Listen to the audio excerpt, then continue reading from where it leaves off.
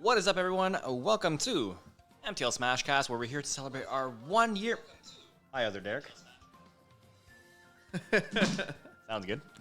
Where we're here to celebrate our 1 year anniversary. We're doing a bit of a QA. We actually have a bit of questions that we feel that should be asked, but by all means, you guys in chat, I want you guys to ask any questions you have. It can be as broad or as specific as you want, even to like down to like streams that happened like 4 or 5 months ago. Feel free to ask. It's Q&A, by the way. You said QA. Okay, fair. Yeah. It's not a quality assurance stream. No. I hope the quality is to your liking already. I mean, you guys are the QA testers. There you go. There you go. So that is not mine. That's your your job. More my shtick. I'm more of a PA guy. That's phys ed. PE guy. PE guy. Come on, one vowel off. Come on, man.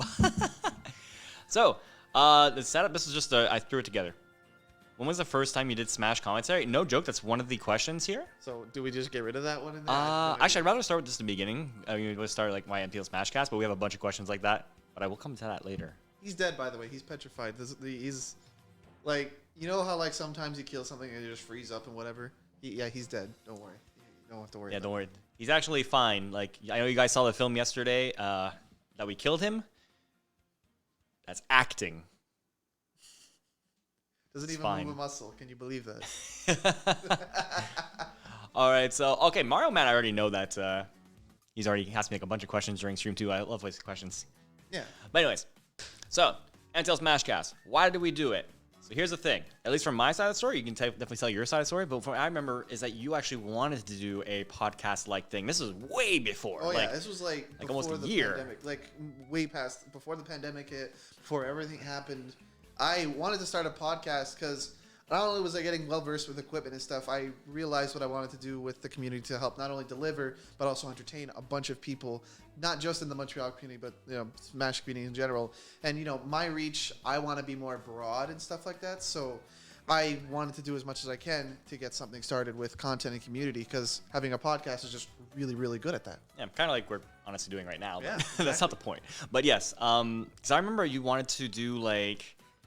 Kind of like a podcast that kind of just did almost like a weekly kind of like wrap up of everything that just happened. So not even just, we were kind of playing with the idea perhaps just like for our scene. So like, what happened at MGC, Smash Loft, the tournaments that are happening locally in Quebec, and kind of give a rundown of like who's improving, just to kind of talk about what's going on. And also because like the podcast would go on for a bit, we talk about hot topics and other scenes too, exactly. Stuff like that. Smash is big. Yeah, people fail to realize this. There are how many games in this thing? There's so much to talk about. It's not just Smash as well in it. Absolutely. So there's basically like, we played with the idea of potentially doing it locally, or we played eventually just talking about bigger scenes if like big tournaments are going on and something like that too. So that was kind of cool. We played around that idea, but never really came to fruition. Then obviously the pandemic happened, and it kind of left the space open for us to like finally start it because we had the time and like the equipment to finally do it. So I really pushed for that at the beginning. Like, yeah, let's start the stream channel because we got that first 2 months of having off from work. You're like, all right. It was nice to relax, but now we need to do something. So I had brought that up idea, like this is a good way to, occupy our time, do something fun. So that was the idea. But our original idea was to do podcasts about tournaments, but obviously the pandemic killed the tournaments too. So nothing is going to happen in that span of time. So it's really upsetting a little bit because it's like that's the whole kind of basis of our topic, but like all of it just got shot out the window. Yeah, so eventually I was kind of like, well, let's get it started anyway. Let's try to build something up and at least... Again, we didn't know how long this is going to last. It's still ongoing. But we thought maybe if it go on for a couple of months or something like that, even a year, then afterwards we'd already be established at a point where we could actually, like, do those podcasts when everything goes back to normal. That's not technically the case, but obviously we were in high spirits when we first started. So, I brought the idea of just let's start it. Let's get it going. Branded it as MTLSmashCast. The name comes from basically literally like... It was almost starting like a placeholder name, but it's kind of things that like it's a placeholder for so long that it's like, okay, no, it's actually fine. Because we combine the idea of MTL, obviously Montreal. Yeah. And then Smash, because duh.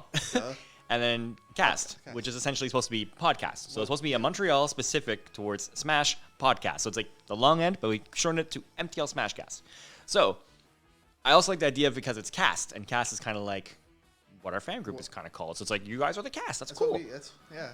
But then also, we have background in acting, so like obviously a cast is something like yeah, a show of characters. So it kind of played on a bunch of ideas with the words, so it kind of fit very nicely. So we first started. The first stream we had was a trivia night. Because keep in mind, while it's supposed to be a podcast, I wanted to open up initially the stream to be something that's more like community based.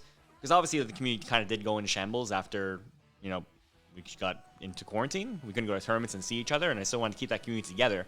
So that was my idea of making a stream that was mostly just centric to bring everyone together. Just have like trivia night all together, have a bunch of people just chatting and having some fun with some gaming trivia. Oh yeah, it was really good in the first couple weeks that we did it. We made it a weekly thing, and that was the biggest mistake I think we ever made. Was holy crap, trivia night is very hard. Oh my god. Like, little do you realize I'm eating breakfast. Let's go, Polar. It's good to see you here. Yo, breakfast, it doesn't matter what meal of the day it is. It's still the best. Oh, it's the most important meal of the day. Of course. But with the trivia nights, though, that became our first venture, and we saw a lot of success. A lot of people really liked it, and the fact that we got the community members to, clash personalities and stuff to come together really show that there's something else away from the sticks and something like that, and just shows that they're really knowledgeable, too, about other video games, not just Smash and stuff like that. That's true. It's actually a fun question. You guys have been doing good. We've been doing amazingly. Obviously, given the circumstance, we've been doing fantastic. Definitely keeping busy. Right now, we're at a point where I'm still kind of working, but not really. So I'm still having my job at the gym. I'm still doing this, obviously. So I have 3 passions in my life: gaming, acting, and fitness. And right now, I'm doing all of them, which is fantastic. And I'm actually making a decent profit from it too. So I am one of those 3. I have just been gaming with the homies this entire time. There you go. Because first off, ever since Smash went under and Smash Online is not my deal, I went away from Smash. So I'm like, I am going to focus on other games because Smash is not meant to be played. Unfortunately, Smash is not meant to be played online because it is not my forte. I feel like the whole landscape of things is so much different, and there were so many more games that I needed to play and try out and stuff. And that was kind of what I did with my time away from Smash for quite some time. So. Pretty much. But I always stuck close with the community.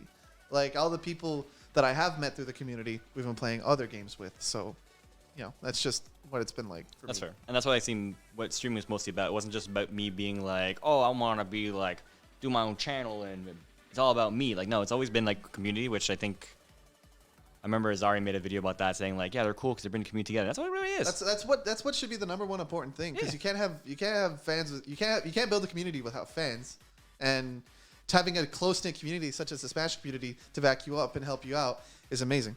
So, Well, that's it. Obviously, just community-based things. Sometimes there's time I'm just I want to play this game just because. Yeah. And if you want to come and watch me, that's cool. Anyways, so that was the idea. Obviously, we started with Trivia Night, and that went for quite a while. And then we kind of delved into other things. We did some multiplayer stuff with Venom, where we were playing Mario 64 and Zelda 64. With hacked multiplayer, so it was interesting and fun. That was such an amazing stream. Oh my god. We'll get to that, don't worry. But then eventually I started doing Hermit viewer battles, and that's where I think it kind of picked up, because now people were actually starting to get involved and actually playing, and it was fun. True, Polar won the Pokemon Trivia, I think, twice by a landslide. He's banned from Pokemon Trivia. Yeah, I want to talk more about Trivia Night later, but we'll get onto other things. Because that was a big chunk at the beginning of MTLSmashCast. Every week, that was the best thing in my week. Given that there was nothing much to do, obviously, it was oh man, Trivia Night, let's fucking go. And it was an hour long. It didn't matter. It was so much to me though. It was so good though. It was not a lot of content, but it was the good content is what it was. That's very important. You can go to a 2-hour movie and be at 1 10-minute moment and be good, but there's those, you get an episode or something and every part of the episode is really good and it's only really short. So it's that's kind of what we were aiming for, is the quality of the content. True that. So I think that pretty much sums up how the beginnings of MTLSmashCast have. Like I said, we have a bunch of questions here that we think you could use an answer for you guys. So you guys know. So basically, long story short, we wanted to start a podcast a long time ago, kind of thing that talked about the scenes and stuff like that. Obviously, the pandemic kind of ruined that, but also made that better, because we got to start our stream finally. We had the time to do so, but obviously now things weren't happening in the scene because most tournaments were shut down or brought down to online tournaments. So. Right. Whatever. Let's handle that. What's the next new project you want to do in the future? That's a tough question. That's actually one of the questions here, but we'll bring it up anyways. Tough call. From this point, I've done pretty cool stuff that now we have staples. We have the review battles. We have the SmashCast Bash. That's staying no matter what. We have your playthings with Monster Hunter. So we have staples now. But there's always, every month, I feel trying something new, boom. And it's always a last minute thing, what if we try this? Just to see if it works, kind of thing. So sometimes I put an idea, sometimes it doesn't work. It's okay, that's fine. Sometimes I put an idea and it's amazing. People love it. So I'm cool, we're keeping it. Yeah. Usually it goes through a trial and error process kind of deal too. I remember for a while you wanted to do something similar with Twitch Destroys Hermit. And, you went through that whole trial and error process and you got it to work through so well. And, unfortunately we don't have it anymore, but it's pending. But as for future projects, though, I don't have too much planned for this aside from an actual podcast where we're all in a same room together. And for that, I need some more stuff in order to compensate for it. But I've got the beginnings of it right there. But I really want to get working on some future channel stuff, such as making sure that you guys can watch our content anytime that we post something immediately. So is Fair enough. Yeah, so so- more like YouTube kind of stuff. Exactly, We're delving into it. YouTube is kind of scary to me because I'm like, oh, that's a commitment, like editing videos and putting it up.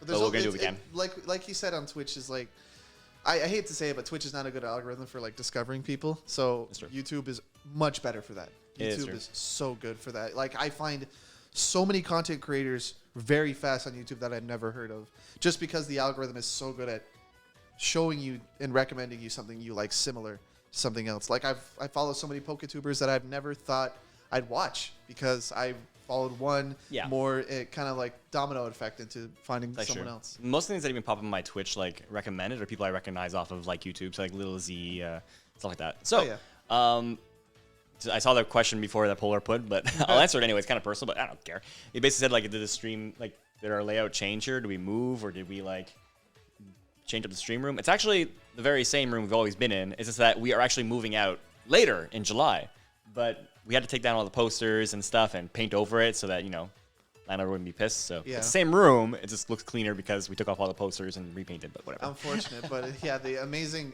At least you took pictures of it, and we got several videos of. Oh yeah, I was quite proud of that room. Quite proud of the room. Very good geek cave. Oh yeah, but we still have them. Don't worry. It's going on to my next place. Yeah, same. It's going to the place we're going to be. All right. So like I mentioned, we have a bunch of questions here. We're gonna just pull them at random. Just various things about doing like either.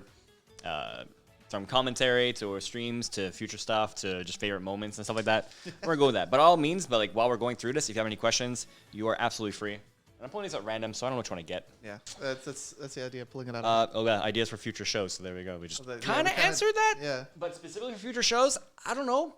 What's funny is that I get lucky and some people like recommend something to do to me. So like Tanky Boy actually mentioned one time like, hey, remember that thing we did Amiibos? What if we did an Amiibo tournament? And I was like, I'm in, and it was so fun. I think the Amiibo tournament was so fun, and I wish I got more views because it's a chance for me to just be goofy, like commentate, but almost in a goofy way because it's like toys, like it's not real people, so I can be like, bruh. As for future shows, Want to be famous? I am famous. Dumb question. That is a very good question. No, somebody get rid of that guy. Future idea shows, actually something that I haven't done yet but was brought up to me is that Venom mentioned this. That could be a good idea. I have to see if it would work and if you guys would be interested. But he really liked the idea of like this river being able to like talk because of you guys with the channel points, which again was a funny dumb idea I had, but people really enjoyed it. So he mentioned if we could do a stream where we just play matches, maybe just us, but we don't talk at all. However, there's a bunch of voice clips from me and you that they can just commentate the matches themselves with the channel point. And I was like, that would be a really good idea. I have to really delve into that. So maybe in the future, maybe we'll do a one-off and see how that goes. I just feel like if there's not a lot of people in there, it'll be like, whatever. It's going to be like, this is going to be quiet. It's just going to be quiet. This is all it's going to be. Like crickets chirping in the background, whatever. As for future shows on my end, I have actually some personal projects that I really want to get done on YouTube on my own time. But that is going to prove difficult if I'm going to have to manage this as well.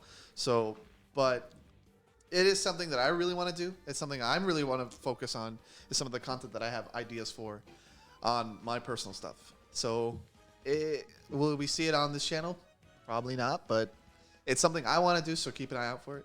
I'll let you know if something does come up. Got another one?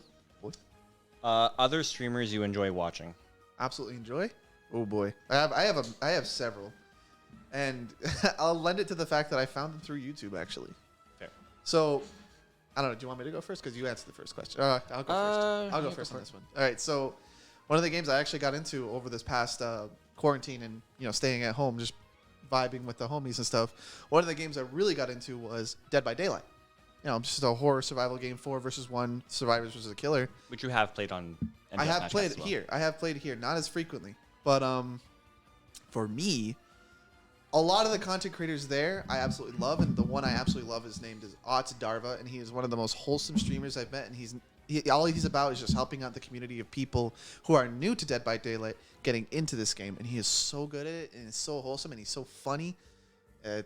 He's like so good at teaching people how to play the game and stuff, and he's on top of that, it's just a good personality. So that's my favorite. Fair enough. I actually don't watch like big time streamers much. Like it's not something I do. Kind of same thing. He's like, oh, I'm an actor, but I don't watch movies, kind of thing. It's just, I won't do that. But as far as like the media community, I'm a big fan of WizTT just because he has such a personality. I love it. And that's the thing. You can have a guy playing a game, but if they're quiet the whole time, no offense, you're gonna lose my interest eventually. But the fact that he's playing a game that's supposed to be as like as straightforward and simple as like Phoenix Wright, where you're mostly reading the whole thing, and he's just yelling at his screen and stuff like that. He's got, like I said, such a personality, so hyperactive, so like energy filled. I love watching him. It's fantastic. Sometimes when he's playing, I'm just like, oh yeah, let's go. Oh yeah, he's never a dull moment with him. I'm gonna be honest. I've seen some of his Ace Attorney clips, and he's always funny. I'm glad he clips him and put him on Twitter because he definitely deserves it. Menos also fantastic. I love when he's doing the treadmill thing. Obviously, being a personal trainer and lover of video games, it was like two of my worlds coming together. Great idea, very simple, very effective. So. Oh yeah, and he's got the really good production quality to match that too. Absolutely. So, probably bullet point this. I want to spend like 10 minutes on each question, but favorite Smash player. You go ahead first. I answered the first. Again, I'm gonna be like, I don't want to seem biased or anything, but I don't do the. I don't do like the top players. I can maybe think of maybe one or two, but if I'd be lying to myself if I didn't say it was Venom. Venom, without question, is my favorite player of all time. Like. Not even just because he's like a good friend of mine, but like I see him play, and it's just like there's always a story being told. Like his comebacks, his dominance. It's the funnest person to commentate by far. Just because you never know what he's gonna do. He's gonna make those comebacks. So you have that story of like, oh, he's gonna come back. He's gonna, oh my god, he actually did. What a crazy man. Or there's just games where he just completely shuts people out with the flashiest combos ever. So it's like, nah, it's clearly Venom. Well, for me, it's obviously the best Joker player in the world at the time. MKLeo. Because first off, I love Joker. Second, I thought MKLeo was cool even before Ultimate 2. Like, don't get me wrong, there were moments where I'm like, oh my god, he's gonna lose. I can't believe it. I can't believe this player is gonna beat MKLeo and stuff like that. But MKLeo is like always consistently on the top too. And not only that, he's just there to play games and stuff like that. He's nothing about the whole personality kind of deal.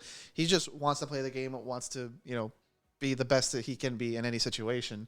And anytime he's met with adversity in a Smash match, he always like steps up to the plate. Like there's the Amazing Losers run at Genesis. There's the Amazing Losers run at Evo. In the clutch Game 4 MKLeo is the scariest thing alive because you don't know what the hell is gonna happen in that match. It's insane. Like absolutely my favorite player to watch and easily like my favorite player to like look up to and think of like, wow, this guy's insane. Look up to. He's like younger than us. He's not even in his 20s, and he's not even in his 20s. It's crazy. I did have to pick like a top player. Like, yeah, it would probably be MKLeo. Yeah, MKLeo was like. He's something else, man. It's good, wholesome kid. Words, yeah, wholesome kid is lets the action speak for himself. Very exactly. Quiet. Smash character you wish you were good with. That's a very tough one. Cause I like, gotta look at the roster real quick. I'll consider it this way. Like this game again. I play a lot of characters too in this game.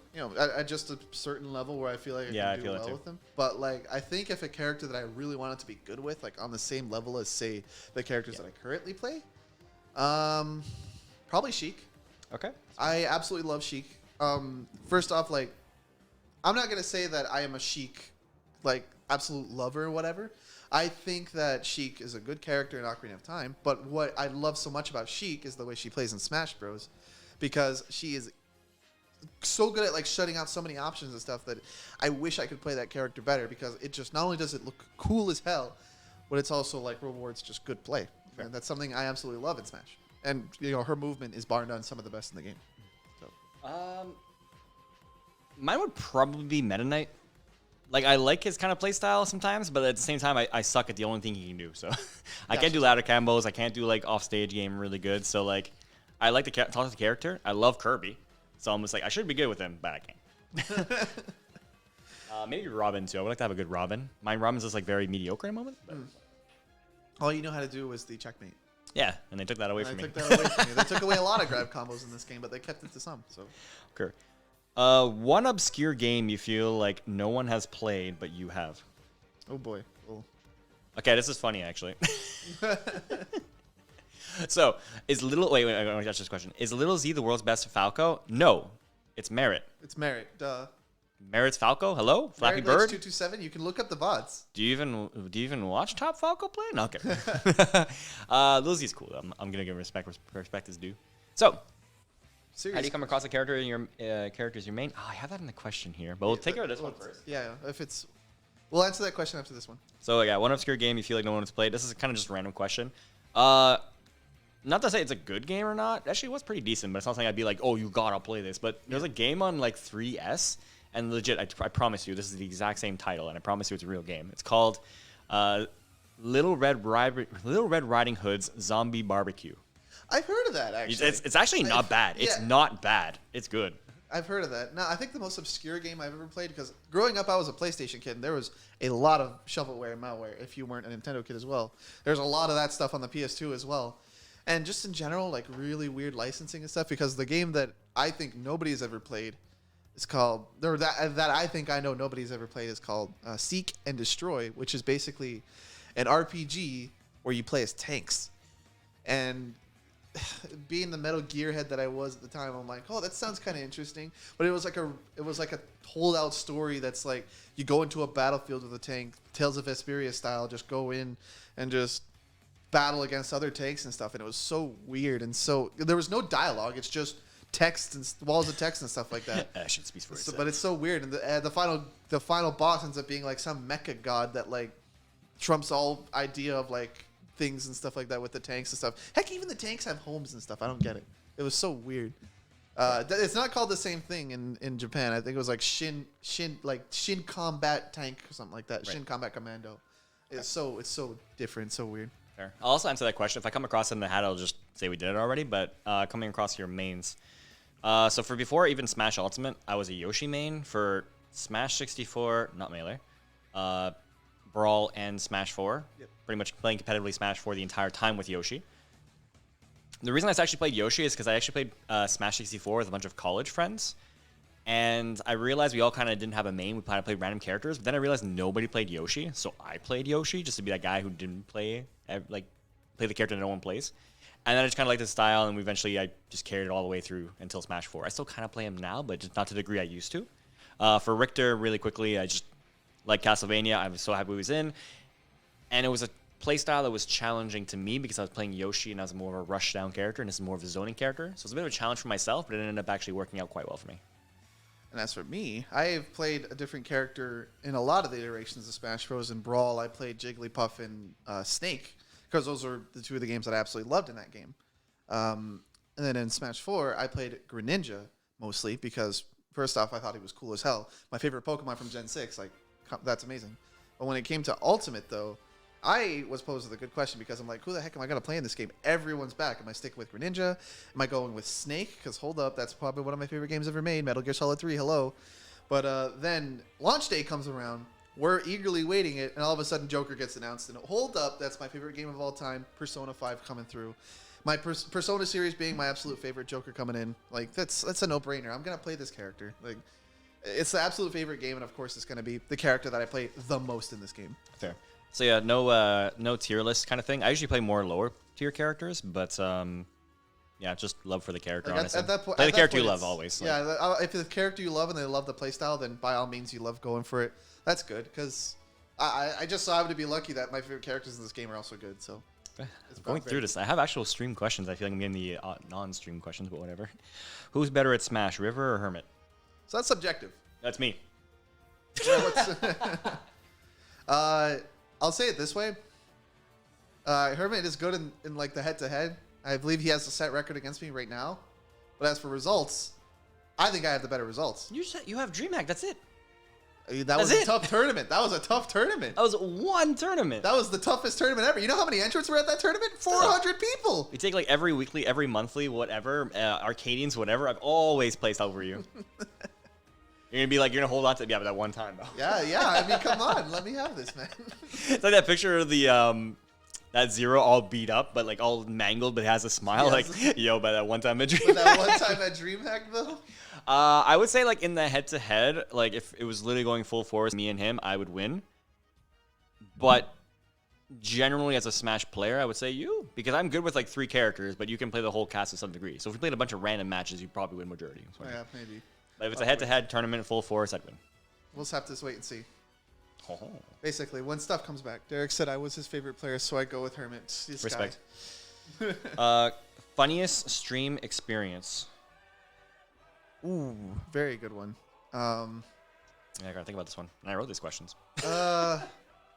Probably one of the funniest experiences I ever had on the stream is during a trivia night. You were like, I know what you're gonna say.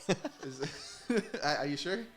Because I think probably one of the funniest ones was when we were doing a trivia night and you misspelled one of the characters' questions in the chat or in the questions. You ended up spelling a character Fiora as Fiona, so it ended up thinking like, oh, it's a Shulk's character, so it was like, now it's Shrek time, and I was like, oh my god, like I caught it live, and I'm like, oh boy, I caught you in 4K. It's like, come on, you messed up this bad. I even clipped it because it was funny. It was super funny because we did like, it was like Fiora instead of I typed Fiona instead of Fiora because I know nothing about Xenoblade. It didn't change it because it wasn't the answer anyways, but you called me out on it, and I was like, oh crap. And then because Fiona, we thought about Shrek, so it was like, now it's Shrek time. Like, we died. The laugh was too good. I almost included that in the 1 year compilation, but I was like, nah. But yeah, that was a funny moment.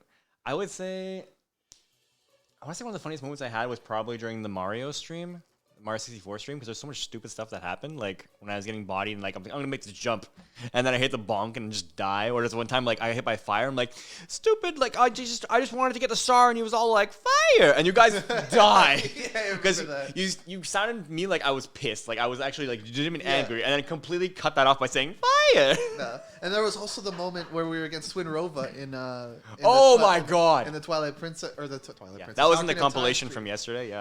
Where actually we had a mod going on with Ocarina of Time where we could play multiplayer. We could progress in the world in separate places and stuff like that. But one of the things is we all had to go to Twinrova at some point. So we all were there, but we all fought the boss fight at different intervals because the game would desync and would make it so that you fought the boss at the same time. You would actually make it so that everyone's fighting the boss at different times, but whoever completes it first gets the progression and everyone else can move. And one of the things that happened was I am not too good at Ocarina of Time. I'll just be honest and frank with you. It's been like 15 years since I've last played that game. So I just kind of was just having fun with it because I showed up on other streams and stuff like that. So I just went over to Hermit's screen and just started teabagging like crazy when he was in the middle of a cutscene.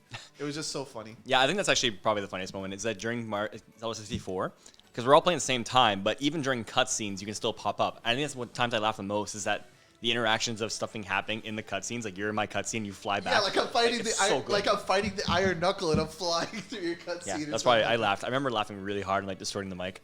That's so funny, man. There was 2 questions. Hanging out with a Smash player? I don't care. I've hung out with quite a few Smash players during big tournaments. I want to hang out with you. Yeah, the top player right there, Mario. Yeah. But no, not really. And above that was top 5 favorite followers in no order. I would say usually obviously the ones that pop up a lot and they're super active in chat or like they play me on my viewer battles. Like I said, it makes me happy when I'm just like, wow, like I can actually say like I have people who come to my stream all the time. That's really cool. Yeah. So definitely would probably be like Bragmeyer, Rookie, Kitty Bear, Game and Whack, and then probably like Fried Eagles and Tanky Boy are like together because they're brothers. So that's my 5. I mean, we share the same followers, so what, am I so. supposed to match that list or something? I mean, because at that point, I would just say, I love the homies that always come by. Well, that's what I'm saying. But every time I boot up a stream, I always know that my homies that, I always play with always show up at the stream on time right away. Aikyo always shows up. Ramsey always shows up. I actually love Dark Blaster or Keyblade. Oh, trying to get Blaster. No! I also love Dark Blaster. He comes 5 is tough. There's a lot of followers. I'm happy to say there's more than 5 followers I really appreciate. So. Oh, yeah. Well, duh. I also love the Rookie. This guy's always I always love his presence in the chat as well. I also love Fried Eagles. Fried Eagles is actually coming around to play some Monster Hunter with me, too, and I got to get past him. So I absolutely love Fried Eagles as well. All right. Let's get through. I got stuck for a bit. We're going through? Favorite Nintendo IP? Absolute favorite Nintendo IP? That's tough. Yeah. Oh, God. I think mine's pretty obvious. Like, I am a huge fan of Kirby. One of the earliest games I played, so I just stuck with me even like years and years later. Yeah, Kirby. Obviously, you don't see me playing much Kirby characters in Smash, but I just don't like their playstyles. I played a bit of DDD, and I kind of have a bad Meta Knight. But, like, no, Kirby as a whole, I love the series. It's super cool. I can't say Pokemon because that's not a Nintendo IP anymore. You can say it is. I don't care. But it is. I'm not going to judge. But it isn't, though. That's the thing. I'm not going to be like, well, actually. Yeah, well, duh. If I played all the games, they're all great. The only downside is there's not too many games, so I'd probably say Metroid. Fair enough. Metroid is my absolute favorite. Like, I'll give bias to, like, I think Mario Galaxy, I think, is one of my favorite games of all time ever. But the Metroid series is so consistent, every single one of them. Fair. The only one I haven't played is Metroid Fusion, which I need to get on because that's insane. But I've heard that game is, like, really, really good and stuff. But for the Metroid series, specifically Metroid Prime 1, 2, 3, all amazing, and I think that's absolutely amazing. Pokemon is not Nintendo. What happened? I mean, it's on your phone now. Nintendo would do that. Never mind. They did Mario Run, and they did like Fire Emblem Heroes. Super Mario Kart. That's Intelligent Systems. That's not Nintendo. I can't remember. So, I'm gonna say, oh yeah, Zelda's a very close second. Zelda's one of my favorite series of all time, but like, I gotta give it to Kirby. All right.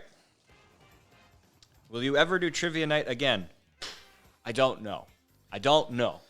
You have to understand that how much content we exhausted from Trivia Night because we did it weekly. That we did that every week for quarantine when it first happened, and it was so hard coming up with so many questions in such short time. Yeah, that's actually the hardest part. Obviously, the beginning part was so easy because there was so much knowledge. There's so much fresh like trivia questions, especially with Smash and stuff. Eventually, it got to the point where like I'd say after like 10, it was really digging. Like I had to look into like random videos of facts and just. It came to a point where I was wasting a good majority of my week just trying a couple of questions. Not wasting, but like it didn't seem right to be spending like 10, 12 plus hours to like come up with questions for like 1 hour of content. You know, again, I did enjoy it. When you get to a point where you exhaust it, I'm surprised we even got to 20. Because we got to 20 trivia questions, and each trivia thing had like between like 30 and 40-ish questions. And even like the final, like we did like a championship trivia, and that had like one 50. had like 50. So yeah, like there's easily hundreds and hundreds of questions I had to come up with. But if you guys need a little hope in that, I actually do every now and then, if I think of something really cool or like a trivia thing that I just happen to see, I do write it in a section on my notes on my phone. So don't hold your breath, but I do like record some trivia just in case in the future I'm going to do another one. But like I said, even during the last one we did, where we kind of brought it back for one time, it was tough. It was like I was stressing the entire week because I'm like, I can't think of anything else. You feel so exhausted. So that's why I pretty much don't do it anymore. Obviously, if I had all the questions and knowledge, I would keep doing it because it was super fun. But we did it for like literally 20 weeks straight. So I can't be ashamed of that. Yeah, usually whenever I see trivia channels come up and do stuff, or I see a major content creator do a trivia channel or something like that, usually it's only once a month, and even then, they don't pack that much content. They try to draw it out as long as they can. We did a week, every week. Exactly, and that was tough. Yeah. But even so, hopefully it does make a comeback, but it's going to make a comeback in a smaller way, but hopefully better. Yeah. What got you into commentary? This is actually the question that Stitch has asked, so that was the very first question he asked. I don't know, if you want to go ahead. Are you going to take a sip? No, okay. I would say, like, okay, so when I was in professional theater for 3+ years and then doing some other little gigs here and there, doing stand-up comedy, just delving into that. It was never a point where I wanted to go into movies and stuff. I just like the entertainment aspect and like having a mic in front of my mouth. So there's that. So I already like putting myself out there, putting on a mic. My first experience of actually commentating Smash was at Otakuthon one time, where it was like a small tournament, and I just asked like, oh, can I jump on the mic? And I did, and I just kind of fooled around. Probably wasn't that great, obviously, at the time, but it was my first experience, and it was cool. Later on, I would go to the Smash Loft, and it was their first weekly for Smash 4, so I was literally there since weekly number 1. And I asked, like, they didn't have a commentary thing set up at all, but they're like, oh, do you have a mic? Can we do commentary? And he's like, okay, let me get something. And then Kyle at the time set up a mic, and I started doing it, and then every week, if I got out fast or like, oh, I lost my matches, I can go commentate. So I always had that no matter what, and I just kept building from that. And again, as an actor, it was fantastic fuel. Because putting a mic in front of my mouth, I'm happy. So yeah, I was really happy to say I can commentate for video games. Yeah. And that's stuff like big shows, and we actually commentated at the Olympic Stadium, which is for DreamHack. Like, what? Yeah, the Olympic Stadium? Multiple times we've done that. Exactly. So definitely cool experiences, and it's taken me really far. So I'm glad I took this up. For me though, I'll be honest and say, I am very young in comparison, because right out of high school and going through college, I came to these weeklies in Montreal. And for those who don't know, I actually was staying in New York at the time when I started coming to weeklies. But before then, I took public speaking classes when I was in high school, and I also did a lot of music. I sang a lot. I did some instruments and stuff.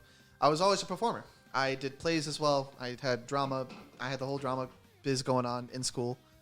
And then moving on, I'm like, oh, what else could I do? Because not only did I get a loud voice, Because I'm like, because for those who don't know, my regular speaking voice is much louder than the normal person's, so much so that it annoys my roommates, and he's saying this while breaking his neck. But moving on to commentary, I just came to a weekly one night and was like, you know what, I want to play some Smash. I want to get good. I think I'm pretty good, and I thought I was pretty good.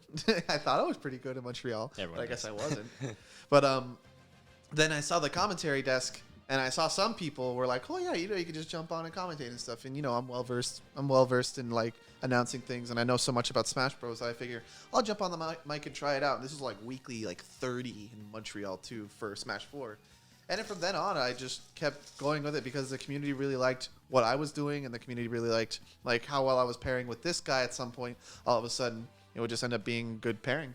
Yeah. Every event going forward. I think you really get to a point where some people come on commentary, but they kind of like come in and out kind of thing. But consistently, me and you would be up there because we're like, commentary. Yeah. So, just a TLDR, long story short, is that we both come from an acting background. So, obviously, when you go to Smash tournaments and you see a commentary desk with mics, of course, we're going to jump onto it and went from there. So, I don't know how Baz would take those words, though, because as of late, we haven't been. I mean, okay, when he was doing Smash live streams, because I'll be honest and say we haven't been around as much. Bigger tournaments. I had work. What do I do? I work at bigger tournaments were the big. Yeah, of course we were there. Yeah. Any games, one-off streams that you want to play in future streams? Ooh, I got a really long-winded answer. Go ahead. I don't even have an answer yet. You don't even have an answer yet? Well, then I'll just be honest and say like. As much trash as I talk about this game and how much I semi-hate it but also semi-love it, I'd actually love to do more Dead by Daylight streams.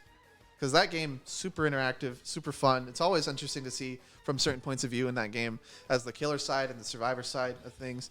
I just think that game is really good for Twitch content. It's just so fun. And if not that, then was more or less I'd always want to do Monster Hunter because the culture of that game is always just help people out and stuff like that. And it's easily like one of my favorite games of all time now. Fair enough. I usually come up with something random. It's always what I'm feeling an itch for kind of thing. So like this month even I have like Kirby 64, which I'm speed running.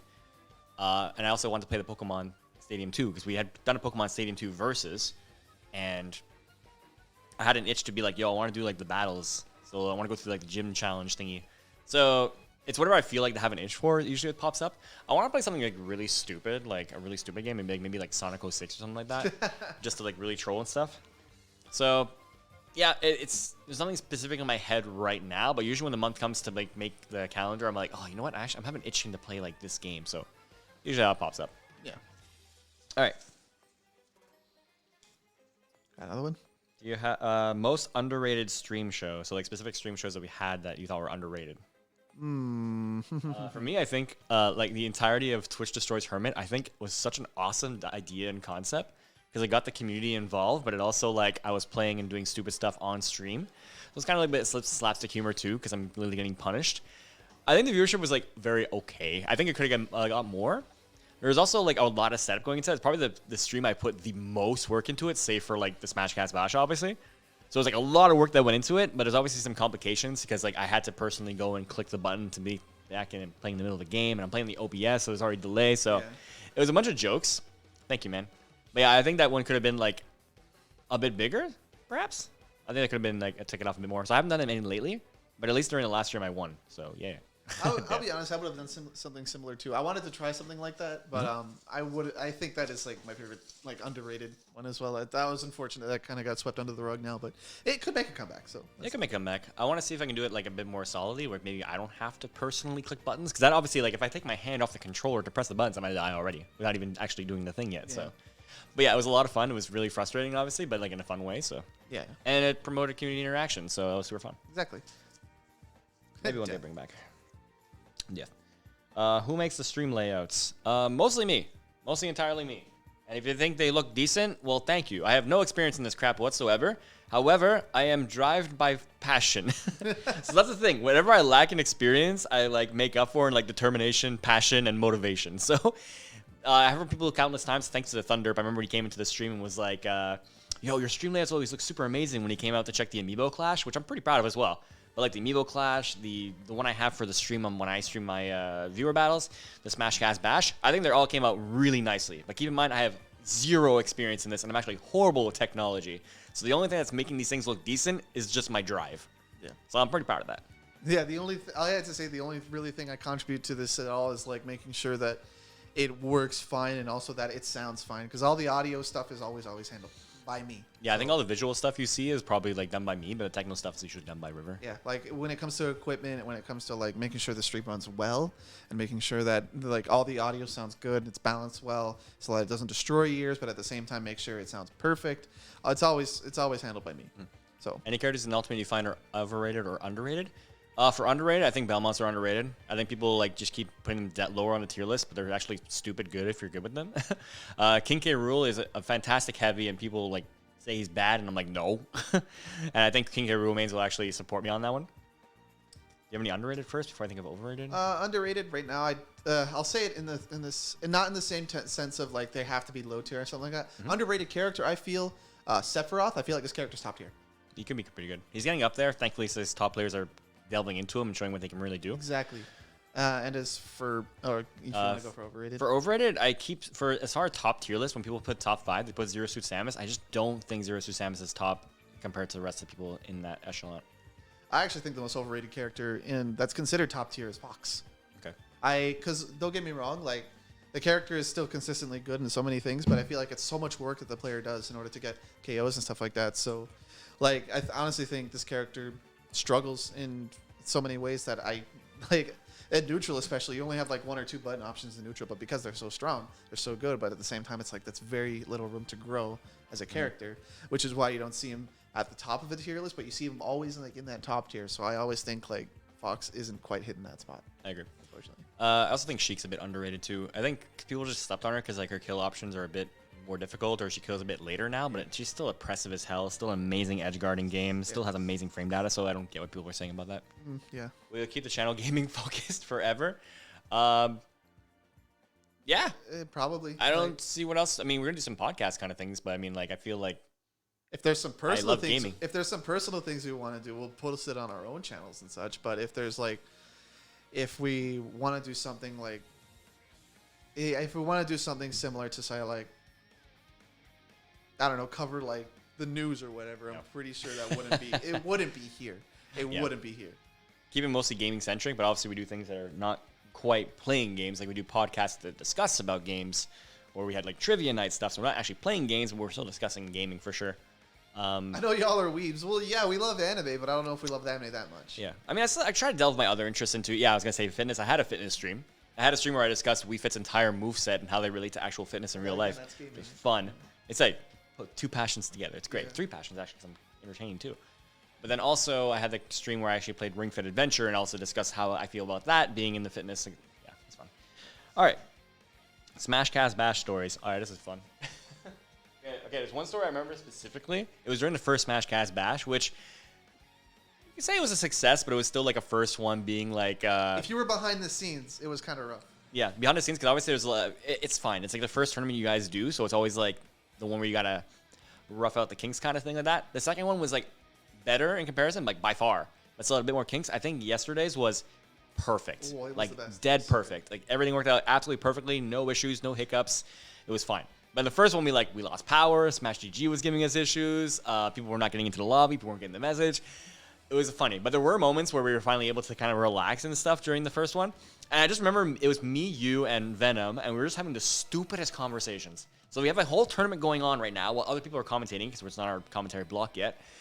And we're talking about the stupidest stuff. Like, oh, would you do this for $5,000? And you'd be like, no. And be like, why would you do that? But like, it's funny because there's a tournament going on in the background. I remember commenting like, how come there's a tournament going on in the background? We're discussing this, like, it's completely unrelated. So that's the funny moments I have from that. I have something. Don't mention skits, because I have a skit thing too eventually, but just specifically with the SmashCast Bash. For me, like, I think the worst. I'll say a horror story was at some point, audio wasn't working. Oh yeah. And I thought I had everything set up because like usually. I hate to say it, but I'm the perfectionist in that way because, like, if there's an audio mess up or anything like that, I'm going to lose my mind. At some point, we were doing audio for Venom to commentate with Papillon, and we ended up getting no commentary coming from Venom's side, so I was like, what the heck is going on? And then we ended up getting it resolved within like 5 minutes, and then the matches finally started. And then we had to change commentators later on in the stream over to Merit and Aikyo, and we got no audio coming from them for like about 20 minutes. So I was losing my mind, and it ended up happening where like we had just had to close OBS and open it back up, and all of a sudden it worked. And it was so rough, and it was like, oh my god. But But the actual icing on the cake though for me was that crew battle. That crew battle was the absolute favorite. And it was funny because after the fact of the crew battle was over, Hermit looked over to me, looked at the result. It was like, fuck! It was so funny because it's like, man, like I figured like, oh, you know, it was just like a very like kind of exhibition kind of deal.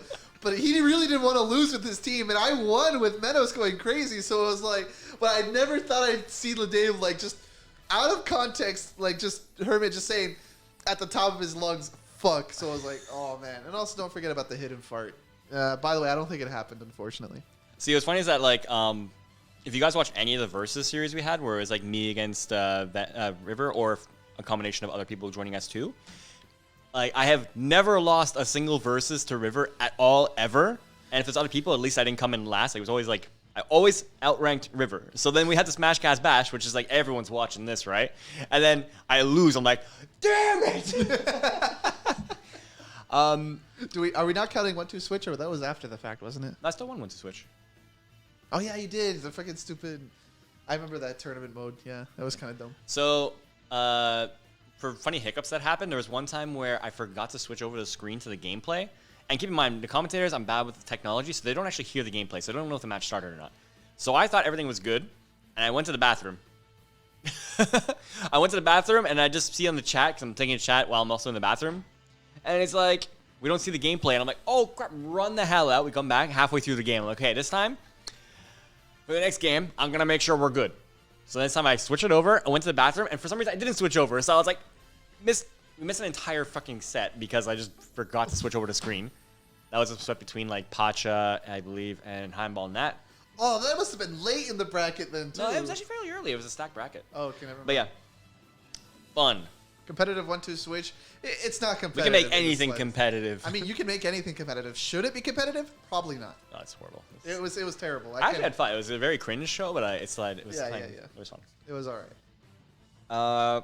Where did the art come from / emotes? So, if you see any of our emotes basically right now, basically literally the faces that are part of here. One Mario Party, I'll get back to that. No, one Mario Party, like I already said I would never play it. We were actually supposed to do Mario Party like 3 times and they got canceled like every single time, which is unfortunate.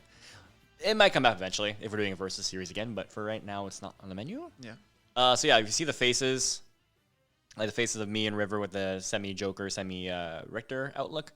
So you got that. You have all the emotes. You have the scoreboard on the Twitch Destroys Hermit. No, wait. Yeah, Twitch Destroys Hermit and the Hermit Viewer Battles. And you also have the scoreboard on his. All of those were done by Kitty Bear, my girlfriend, who was an incredibly talented artist. And the whole funny story about that is the first one that was actually made was actually the Richter face, the one that's angry. I was just angry, yeah. And that had nothing to do with the MTLSmashCast whatsoever.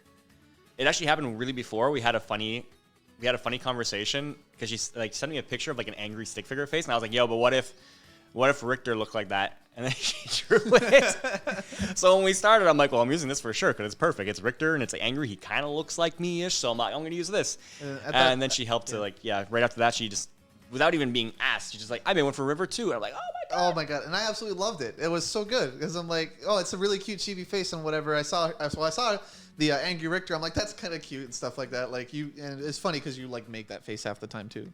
But, well, that's Emily the angry guy. Yeah, but when I saw the River of Joker, I was like, "Oh my god, I absolutely love it." I like that really just encapsulates it. So I was like, "Oh my god, I absolutely love this." And I knew like, wow, she's so good at this. And I was like hoping to keep working with her on that. Yeah, we could see in the future. Absolutely. Besides that, I mean, like I said, the stream layouts are not really art, but I always take care of that. And also the brand new stream logo, was actually done by Z. We actually did it this week. So we were basically talking over Discord and like slowly be like, okay, well, let's try this. I actually went in with an idea of what it kind of wanted to look like. Basically, I told him like I want MTLSmashCast, but with MTL in the middle and SmashCast on the bottom. I want some kind of incorporation with a Smash Ball, a game controller, and a microphone because it kind of encompasses everything. So he actually put me an idea, and then he showed me, well, what if you did this? And like I went in with an idea, and he gave me some better ideas, and that's what we came out with the finished product. And we also added, of course, the faces because it kind of So yeah, Came out really amazing. I'm happy with that. The one before that was done by me, but it was, I promise you, it was done in like 5 minutes. And it was something that we've updated like everything else in the stream, except for the logo. And it's been like years. So I'm like, okay, no, this needs to change. And of course, the 1 year anniversary was a perfect time to change it. And it worked really well with the video. So, moving on. There's really rummaging that hat. For sure. Will you ever have merch? I don't know. Maybe if the demand is there. If there's demand. Some people have been like, yeah, I'd wear that. I'm like, I'm not sure if that's like a joking thing or they would, but like, I don't think we're big enough for that yet. Maybe in the future, people are just like, yeah, I really want a shirt or something like that. Maybe. I want to do something tasteful though. That's like, it. I don't want to just throw our emo on a T-shirt. I wouldn't want to just do that. I'd throw MTLSmashCast on a T-shirt, but I want to do something clever, like get a little pocket, but the little Richters in there, something like that. You know? Oh, frick, that'd be cute actually. Yeah, exactly. Like you have like the Squirtle hanging out, or like the Pokemon, but just have like the faces hanging out. Okay, we're gonna do it now. Okay. If I had an idea, I wanted to make like a big Yoshi shirt where it's just like Ridley, but like animated, having like eggs, and then the other Yoshi's just running away because he's gigantic. Because that's like a funny joke I always do in my viewer battles. So that, yeah, probably something with the logos of face. If we did, maybe stickers. Are people into stickers? I don't know. Pins? I don't know. Maybe pins. Whatever. Maybe. I mean, if the demand is there and people want it, then by all means, 3 Yoshis. I got 3 wool Yoshis. Want those? No, it's 3 Yoshis. It's Yoshi, Big Yoshi, and Mecha Yoshi. Which is the Mii fighter with the woolly face. Big Yoshi. So yeah, maybe merch in the future. It's not something my priority, but people are just like, yeah, I really, for some reason, want to wear a shirt or a hat, or maybe. It's nothing I've ever delved into. Collector's item. Figurines. Okay. Oh boy. It's right there. There's a big figure right there. There you go. It's a 1-to-7 scale. Yeah, we should fucking charity auction this thing. All right, actual question. This was okay. I'm adding a new question that I didn't even put in here, but this thing. Oh my god. I'll get to that when we get to the skits, and I'll talk more about it. But like, this thing was way more difficult than it should have been. So I'm gonna quickly go over the story of why we got this. Not why we did it, but just how it come to this. So I was like, we're gonna make a cardboard cutout, right? Wait, you wake up in the middle of the thing, and the first thing you see, oh yeah. I actually put it in front of the roommate's door because it was scaring him, and then he popped out, and he's like, why? Anyways, so this is how it started. I went over to a printing shop, said, this is what I want to do. I told this olderish man that this is what I want to do. Don't ask a stupid question. It's gonna be a joke. And he's like, okay, we can do it, no problem. So either we can print it directly onto a cardboard, and it'll be super expensive, or we can print it on a piece of paper, and you put it on a cardboard yourself. I'm like, okay, well, price difference is pretty big, so I'm going to do that. So then I got the cardboard, and he actually was generous enough. I wish I can shout him out, but I don't remember the name of the place. It's kind of a small shop thingy, so yeah. Super cool guy. So he put that together, like he put it on top. But for me to get that cardboard, I had to bring it from like miles away, like downtown Montreal, bring a giant piece of cardboard onto the metro. I decided not to go on the bus because I don't want to be that guy. So I had to walk home for like 30 minutes with some of the wind, hopefully not bending it. It was horrible. It was one of the most horrible experiences ever. But I'm happy with the outcome, and I'm glad you guys had fun with the channel points. But yeah, that's the story about that. Oh man, just for those who don't know, this thing is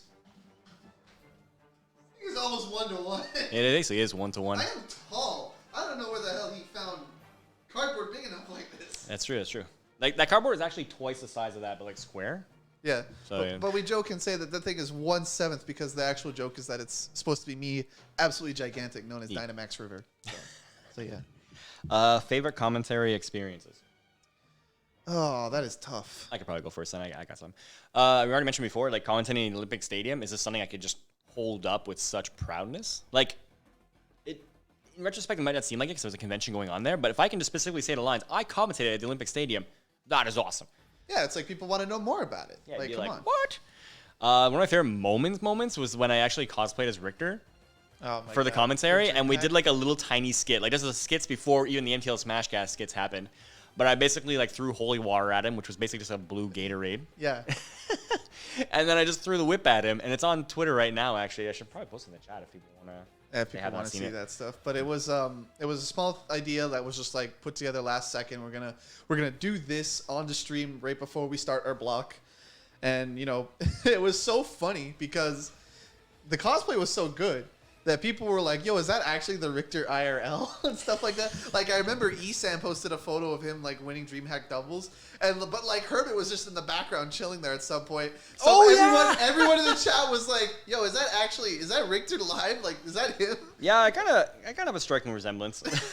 You just got the jaw. That's all you got, bro. Yo, no, I got the jaw. I got the muscles. Maybe not at the moment because Maybe not the muscles. quarantine. Have you seen how big that guy is? That guy's like yeah, that's unreasonably jacked. But I'm like, I have the muscles, but like, God, that's like unreasonably jacked. And they say women have unfair body proportions in video games. So that guy's like, his arms as big as his head. Like, no, it's crazy. But as for favorite commentary moments on my end, I'd probably have to say LAN ETS of last year. Yep, was that was last, fun. It was like the last one we did. That was the last offline tournament we ever did. And first off, it was amazing experience all around. Grand finals of doubles was a nail biter, and it had us on the edge of our seat so much that we were shaking for the players. It was insane. And to top it all off, it ended up being Venom, who was at the time our roommate, making it all the way to grand finals. And I couldn't help but feel happy for my boy that I was commentating him winning his big first major. And I was like, wow, this is insane. And I was like about to cry on the mic for this man. It was something else. It was something I like absolutely adored, and it was a moment that I think I'll treasure as a commentator because I somehow didn't break bias and whatever. That's true. I was cheering for him because we're on the commentary desk, but we can't just be like, oh yeah, let's go Venom. Like, obviously we want to, but we gotta stay a bit non-partial. Yeah, like don't give me. There's like the color commentators that are biased as hell and stuff like that, but I really try not to be biased and give a fair point to both players, to all players, and whenever I commentate. So there's obviously favoritism, but it's just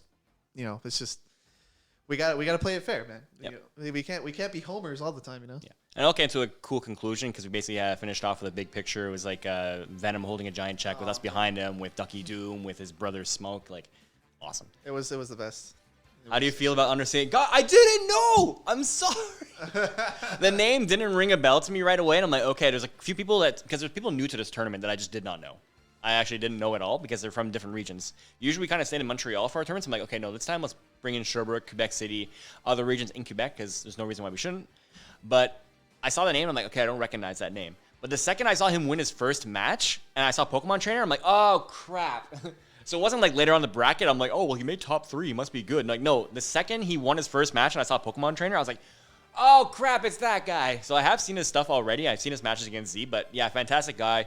You can believe that next time we do SmashCast Bash, he's getting a very respectable seating now. Yeah, and I'll just be frank with you. I am not a tournament organizer in the slightest. Not only should I... Okay, like, I'll say it this way. I am not too keen when it comes to seating for online players because that is not my landscape. I do not... I hate to say that way, but I don't look at those results too much because I'm just not into Smash Online anymore. But even so... Still, good players can still show up and stuff like that. Like, I remember there was that one online Zelda that came around. And actually yes, and he actually pushed Ally to his limit, I remember. I remember that was a while back. But there is some cases where I just don't look at online results too much. I focus more on the local results. And but that's just how it is. I'm not too keen on online, so that's just me. Oh, sorry. I'll definitely make sure to keep a bit more eye on that. But yeah, please. Oh man. It's all good. It worked out either way. He got second place yesterday, so amazing showing to him. Big win. Why do you play your main? We answered this question, but long story short, we like the game, so we play that. Yeah. Nothing to do with tier list or anything. I just like the characters. Absolute favorite game, so it's up there. Whoa! If you could commentate something besides Smash, what would it be? Anything in particular that you got? Yeah. I didn't know if maybe you want to go first. That's why. Oh, okay. I figured I've been answering the question. It's actually not video game related because I think as far as fighting games go, I think Smash is probably the only one I realistically would do. I think Smash brings a lot of hype, and I just have a lot of interest in the game. So there's that. And even just video games entirely, probably not. If I could commentate one thing, and this is actually a thing before I even started commentating Smash, is that I want to commentate WWE, like wrestling. Like I'd like to be a wrestling commentator. I think if I'll kind of cheat and say I'd want to do one or the other, but for video games, I would absolutely love to commentate Overwatch. Overwatch is a game that I've played so much of, and I absolutely love everything about the competitive scene and what they do. It's Blizzard too, so it's like it's gonna get the support down the line, and it's not gonna get support just for creators, but also it's gonna get support from every aspect. And if I wanted to do sports, hockey is undoubtedly the number one sport for me. It's so sick, it's so awesome, highest flying action, and it's the sport that I've watched and played the most. So there you go. Yeah, makes sense. Violet. Remember What about Joker? Did you forget about Joker?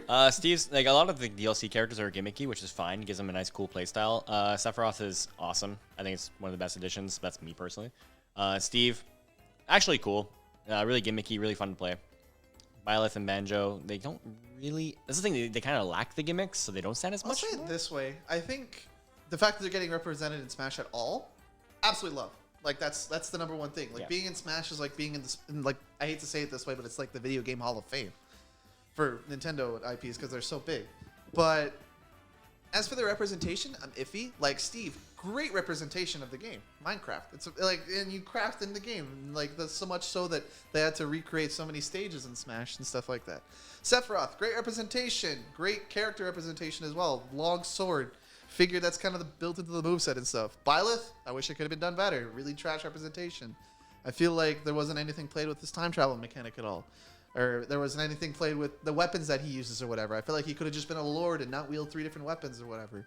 I mean, Fire Emblem's weird because they have a lot of characters, but they have horrible representation, if that makes sense. I would have been okay with just him being a lord and wielding one weapon being the sword and not having the axe and the bow. No, I would disagree with that because then he'd just be like the others.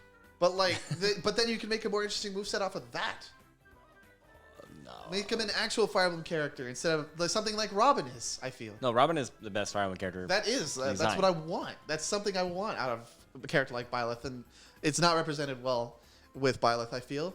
And Banjo feels accurate, yes, but I feel like they could have done more.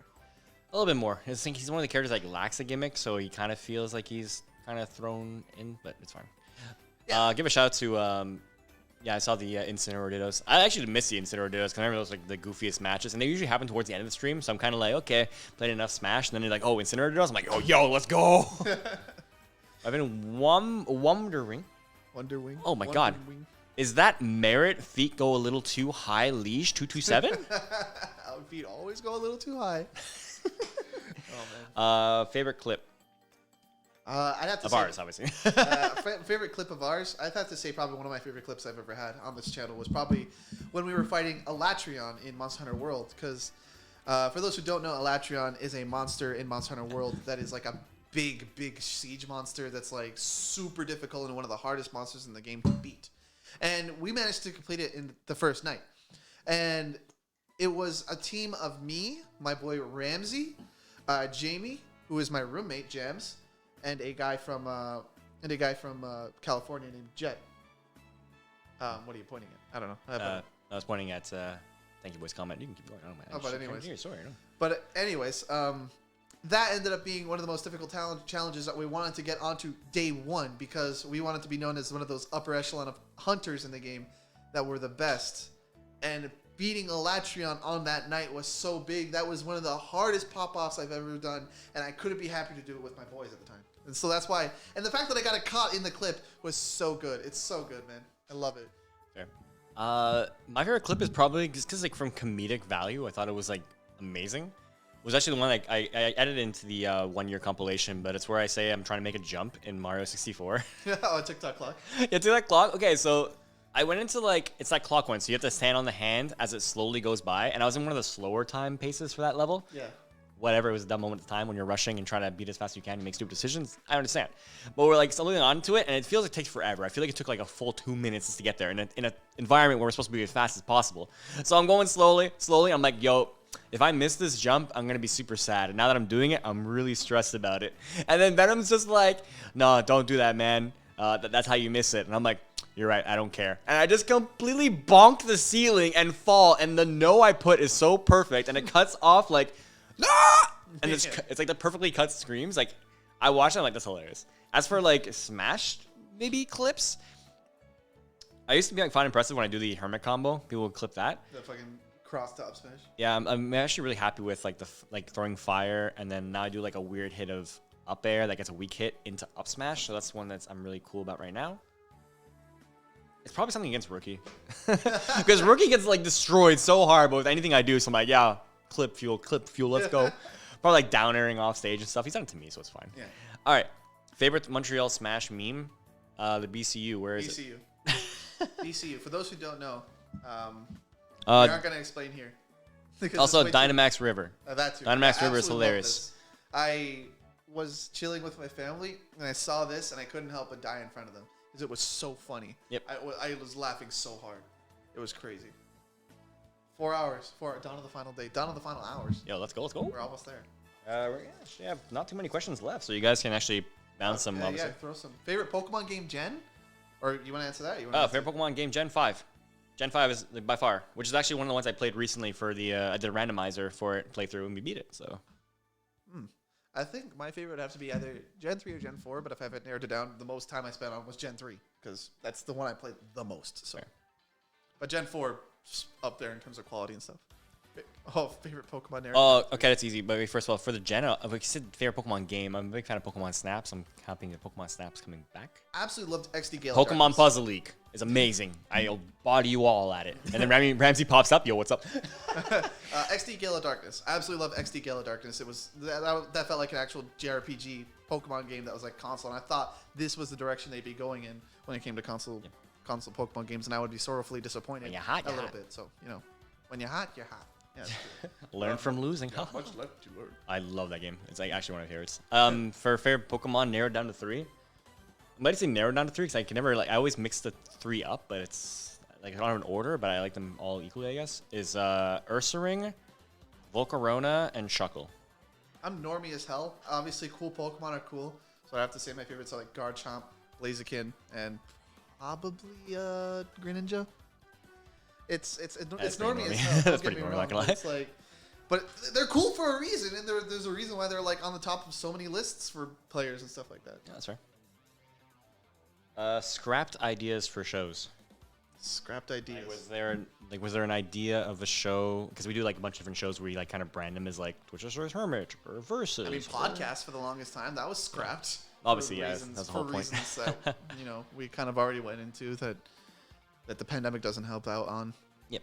I'm trying to think. Maybe I actually had an idea that I didn't pass on to you, but I wanted to do I wanted to do an idea of I'm playing Smash or whatever, but at any point I laugh, I have to lose a stock. So then you just turn on a sound bot. People can put whatever sound in channel points, try to make me laugh, and if I laugh, not bad actually. Yeah.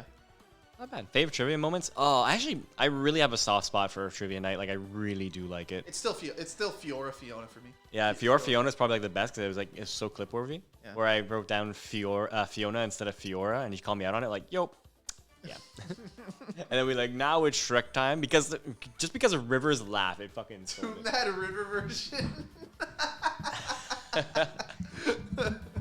Trivia moments. I like to say I want to give a huge shout out because we had almost like a Brock Lesnar story where this man was undefeated, but like anytime Zerker was in the trivia, he didn't lose. And then he lost to someone. I hate to say random, but he lost to someone I didn't expect. Yeah, he lost the final. That was for the music trivia question. He still placed really high, but before that he was like untouchable.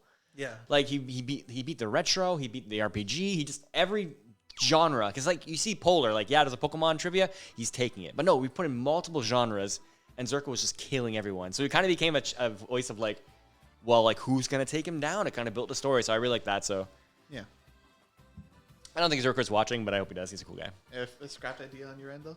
Oh, shoot. We kind of cut. Yeah. Let me say, I scrapped the Twitch as Hermit, but I don't know if it's a thing I said I wanted to do, but didn't yet. Besides the thing I mentioned with Venom wants to do the voice thingy. I haven't tried that yet. I felt like doing mini tournaments, maybe not weekly, but bi-weekly, just to cover up until we do a SmashCast bash, but no, that's about it. Usually if I have an idea, that's a lot of time though. Doing a tournament every week is a lot. That's why. So people don't understand the stuff that tournament organizers go through when they make one tournament. Yeah. And having to do even that on online tournaments, I found even worse. Oh yeah, there's so much more constituents they have to worry about with an online tournament that I would not want to handle. I feel like doing a weekly tournament local is just so much easier to handle because you're talking and it's actual monetary value, just straight up. It's so easy to manage in comparison to an online tournament where anything can happen. Yeah. Oh, I do have a scrapped idea because actually Tanky Boy made me think about it. Okay, really first I want to go back to Merritt. Another funny moment was when we were doing the Jeopardy, which Merritt was actually in. Oh. And it was a $200 question, and I was telling him that's a really hard question. I don't think anyone's gonna get it. And then he called him out what the hell? It's a stupid question. We just all shit on River for that. That's great. That was the one bad question, but it was the worst. It was how do you get that? Why is it 200 points? Yeah, if it was 500, it'd be okay, maybe that makes sense. Yeah, but yeah. I even say the question's a bit too hard for 200. Anyways, will you ever stream to a show like Hot Ones? We could. We could. Hot But ones. that's why like they eat like hot wings, but like discuss or whatever. We can do a podcast like that. I don't want to steal that because it's technically already done. Like people do that. And also Hungry Box did We that. could do same something show. similar. We can do something maybe similar. I'd maybe like try to eat this poutine. Yeah, it's probably something like we have to like I don't know. I mean, I drink iced tea all the time. Does that count? But for scrap shows is actually one I thought about. I still want to do it one day. But I want to do like almost a podcast thing like this. But you ever see the guys that do like the dad jokes? Like they play the game dad jokes and they have to make each other laugh. Oh yeah. I've wanted to do that since like very early on in SmashCast, and I just haven't yet. Mostly because whenever I come across it in stores, it's always in French. And I'm not playing in French. Yeah. I could order online, but I just haven't done it yet. But yeah, I want to do that whole thing where you kind of look at each other and be like really bad dad jokes and be like, and try to make each other laugh. But that's a lot less from a SmashCast kind of. No, of course, it's just a funny like podcast thing. Yeah. Make a hot wings challenge and maybe. Oh boy. And then Venom rums his eyes. Horror night? Yeah, well, we did plan on doing that. Yeah. Well, I'd love to do Halloween nights and stuff like that. And horror games are always fun to do, and especially as of late, horror games have been focusing on making it so that you can be scared with your friends, and I absolutely love that. Like there was the one game that we tried a while ago called Pacify, and that was cool. Yeah. It was just multiplayer horror. There was Phasmophobia, which is still booming today. Absolutely love that. It's just go around, talk with people in this house and stuff like that. It's so good. Yeah, it's really fun, especially since like we did it for the Halloween. Like we did do Phasmophobia Halloween because it was appropriate. But as for We could like do more. but I mean, as for sure, like October comes around, we'll play more horror games. But as for like a normal thing, it's not much of a thing. I feel because it's hard to. I'll say it this way: it's always hard to find a new horror game. You could just play it the same one over and over again. But yeah, and I find the best thing you usually get from last. lasting 100 hours. Yo, she's sweaty. Yeah, so am I. Have you seen me in Phasmo? Yeah. So, it made me lose my train of thought, but that was really funny. Is that the thing about horror games when you're streaming them is that usually you want to play like when you're brand new to it because that's when you don't know anything about it. So you're gonna spook. You're gonna be like, oh shoot. But if you actually play a bunch of it, you're kind of just like doing a 9 to 5 at that point. So you don't really get the reactions you're trying to look for in streamers. Yeah. So yeah. I'm also very bad with horror games. Like I'm personally they spook me. I would legitimately. love to do more horror games, but unfortunately, sometimes the viewership isn't there, and also it's hard to find new horror games all the time because I've been out in a lot of places on the internet, and I know a lot of horror games, so I got to find something new. Yeah, the Fast One is good because it gets to incorporate multiplayer, so that's really fun. Yeah. Not a lot of multiplayer horror games, but they are coming up. So Yeah. cool. Favorite player for viewer battles? You've had 2 now, but maybe you have an opinion on that. Dark Blaster for me. Okay, fair. That's fair. Absolutely love playing Dark Blaster. I had a really good set with him just this past week too. Also, probably Fried Eagles as well. I'll just name those 2 off the bat right away. I love those 2. Yeah. I would say I like all of you guys, so don't make it seem like, oh well, he doesn't like. No, trust me, I like all of you, but like the one I just definitely look forward to all the time is Bragmire. Even though it sounds like every time I play him, I'm just like, damn it, stupid, killed me in 2 hits, dumb. Like I don't want him to think that like I hate him or anything. No, I actually love playing him because not only is like obviously it's Gandorf, so you have that fear factor, so it literally wakes me up, and he's usually like the first person that comes into the stream. Yeah. So he literally just shocks the system right away, and I'm like, okay, I'm good to go after that. Like I just dealt with a Gandorf, like my heart rate's all the way up there now.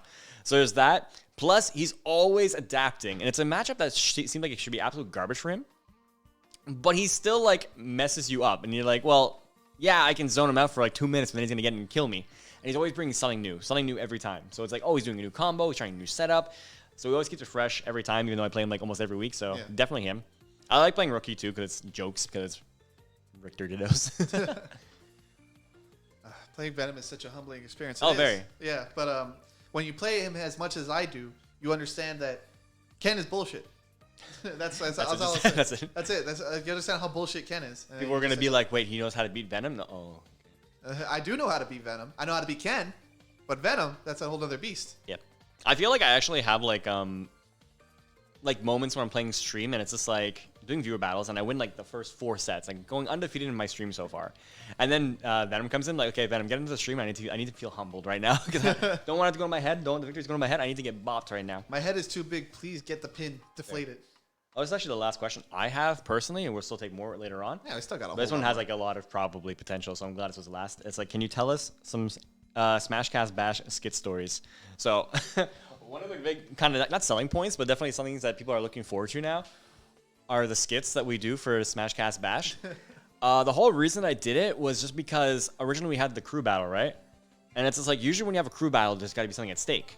Yeah. Like there's usually like a battle between regions, a battle between certain characters. Nothing really. Yeah, we had nothing. It was just we want to do a crew battle. It was Team River and Team Hermit, but it's just like okay, so if you preferred Hermit, you're a Team Hermit. If you preferred River, okay. But it's not like we don't win anything out of it besides just like oh cool, my team won. Yeah. So I was like, what if we made a skit that explained why we're having a crew battle? And it was stupid. It was goofy. It was supposed to be. So it looks kind of like cheesy and stuff, and that's the whole point. The skits were supposed to be super pointless and super. In fact, if you go back and watch that skit, there is no reason for the crew battle still. Yeah, the whole crew battle is like oh what was it like you I drew on your resume. Yeah, you drew on my resume, and then I was distracted you because I was practicing my whips, and like I happened to fling it towards you. So yeah, absolutely stupid, but people liked it because we were just like, oh, I really like the skit and stuff. So I'm like, okay, well, I guess this is our thing now, so cool. Yeah. So then the second time around, I wanted to do a skit, but River wasn't here because he was gone to see his family. So I was like, okay, well, I still want to do a skit because whatever. So instead of the skit being like why we're having a crew battle, we'd be like, okay, we'll have a skit of like why River isn't here. So I had the idea, like the foundation of like, okay, this is a skit I want to do, which is basically the whole beginning part, which is like, where's River? So it's me shouting River everywhere and doing stupid stuff in between. But then I was like, okay, but what's my punchline? What am I going to do? Like, I can't find River, obviously, so what's the punchline going to be? And that's when the stupid idea in my head came to make a cardboard cutout. I don't even remember why I thought about it, but like, that'd be super cool. And I remember asking some of the boys, like, yo, where can I get a cardboard cutout? Like, who the hell's going to know that? Yeah, I know. Thankfully, again, the printing guy helped me out a lot. I think that script was pretty funny because you didn't actually see it until the very end. No, I had no idea this thing was happening until it happened. I had no idea. I want to mention that too. Like, if you guys were thinking like, oh, okay, well, at least they worked together. No. River knew nothing about it at all. I didn't know. Although there was one time I actually messaged him to be like, okay, can you say these lines? Can you say that was insane? Oh man, that's unfortunate. Like they're gonna do something for stream, so like, oh, he can be there in spirit, whatever. That's what I thought it was. Yeah. I recorded lines because I have the setup over where I was staying, so I could work and help you out too. So it was like, and then I had no idea it was for this. I was so. Well, that's why I was kind of happy because I'm like, oh, I have to ask him these things, but he's gonna ask like, of course, why? But then he didn't ask a single question. He's like, yeah, sure, give me 5 minutes, I'll send my thing. I'm like, awesome. And I killed, by the way, all those lines that I gave him, one takes. That's just how I am, because I also do voice acting on the side as well. So that was just one take. Now they're also like meme worthy now too, because when you hear like a line, it's just like, okay. I remember like a week, or like the weekend after that tournament happened, I saw so many people in a Discord call, and I literally said it the same exact way I would say it in there. And everyone is like, oh yeah, it sounded like that. Yo, who's got a soundboard? And it's like, yo, River actually joined the chat. It was so funny. I remember that too, yeah. But everyone was saying it that whole weekend. Like, legit, after the SmashCast bash happened, everyone was just saying, that was insane. Oh, man, that was unfortunate. Like, everyone. It was awesome. It was too good. I remember people giving me credit, like, oh, that was really fun. Because we actually had a tournament that technically had viewer interactions, which was kind of funny. Oh, yeah. And by the way, I went from like 30K channel points to like 14K. Yeah, everyone lost it. And it was like, because originally I set it to be like, you can only do each one like 4 minutes in between, just so you couldn't spam it, which made sense. But it's really weird on mobile, where even if the 4 minutes passes up, it doesn't reset. So then I just made it unlimited. So I'm like, okay, whatever, you can do as much as you want, but like they're 400 channel points, so you can't really spam it. I was wrong. They spammed the hell out of it. Thankfully, they were respectful, and when they spammed it, it was mostly in between matches, so it didn't interfere with the match too much. Yeah. But it would just be like, that was now, oh my god, oh man, that is so fun. It's like, I was like, woo! But yeah, I'm glad people enjoyed it. I want to do more kind of stuff like that. Like, I think the River chick is dead, maybe. Well, he's dead. We shot him. Dead. But great actor, by the way. I want to do something kind of more like that. Maybe somehow we can have channel point interactions with the audience while still having a tournament and not being interfered. Yeah, with the whole laughing thing. So. But no, I know, but I mean specifically for a SmashCast match. Maybe. Yeah. Don't quote me on that. Okay, so that was that skit. So yeah, I thought it came out really well. It was just me, obviously. There's one blooper in it that maybe you guys may or may not have caught on to because I'm an idiot. Obviously, I filmed the whole thing with my phone. I don't have like a camera or anything, so yeah, we're not that professional yet. For sure, it's mostly just jokes anyway, so I don't care. But there's one scene where I'm walking in the bathroom calling for River, and I say like, "Oh crap, what happened to my hair?" Because I made that joke because I knew I was gonna get a haircut. So I'm like, "Okay, what if I stop filming now, go get my haircut, and continue it?" So then, just randomly halfway through, I cut my hair. Thank you to Arabesque. She cut my hair. She's awesome. I'm walking past in the bathroom, and I have the camera set up so it can show my reflection. This is a nice dynamic shot, so you see me in the reflection of the mirror. But then I'm also an idiot, realizing, well, duh, the mirror is also gonna pick up the phone. So you see the phone in the shot, and I'm just like, I don't care. It's gonna be there, so it's a little tidbit, whatever. I don't care. Yeah, obviously for acting wise, like we're both coming from an acting background, but if you're just like, well, it seems really cheesy, like that's the point. That's the point. It's not gonna be serious we're at not all. super serious. We're not gonna be super dramatic about everything. Like we're obviously gonna try to act out and make it seem as funny as possible, but we're never gonna take it too serious. Like the best extent we'll go to like acting or whatever is probably like the skit we just did with this guy or the sweaty skit, and that's like the best. That's like, I hate to say that's the best you'll get from us, but that's like, when it comes to those short skits, don't expect Leonardo DiCaprio, Christian Bale level, like, acting, whatever. No, of course not. Like, it was never supposed to be. Because, like I said, like, I'm purposely trying to make it goofy and cartoony and, like, satire in the first place. So we have some moments where it's just like, are you sweaty? It's like, I'm not trying to be, like, serious, like, are you sweaty? It's supposed to be like, are you sweaty? Like, it's supposed to be exaggerated and stupid and dumb, but it's not supposed to be like a good. There's some moments where it is kind of good. Like, the moments where I was, like, pointing the gun in the third skit, which we get to, like, that was trying to be pseudo-acting because it was trying to be serious. Because the more serious you are about that, it's like, you're an idiot. Yeah. It's not just like, well, which one do I shoot? Then you know it's like you're being comic. But if you're serious about it, then it becomes funny. Because then you're like, which one do I shoot? Like, when you're panicking, like, legitimate panic, and like, which one? Like, then you're like, Derek, what the fuck? Like, what? So yeah, the third skit, which I personally think is our best skit, is where we're going to get rid of the real River. I knew that was automatically going to be like, no matter what, that was what it was going to be. Like, we're for sure going to kill River somehow, and maybe have a tussle between you guys. Him, no not question. me. These two. What was these? No, what? Yeah, kill you with both? No, you mean you guys were tussling. Oh yeah.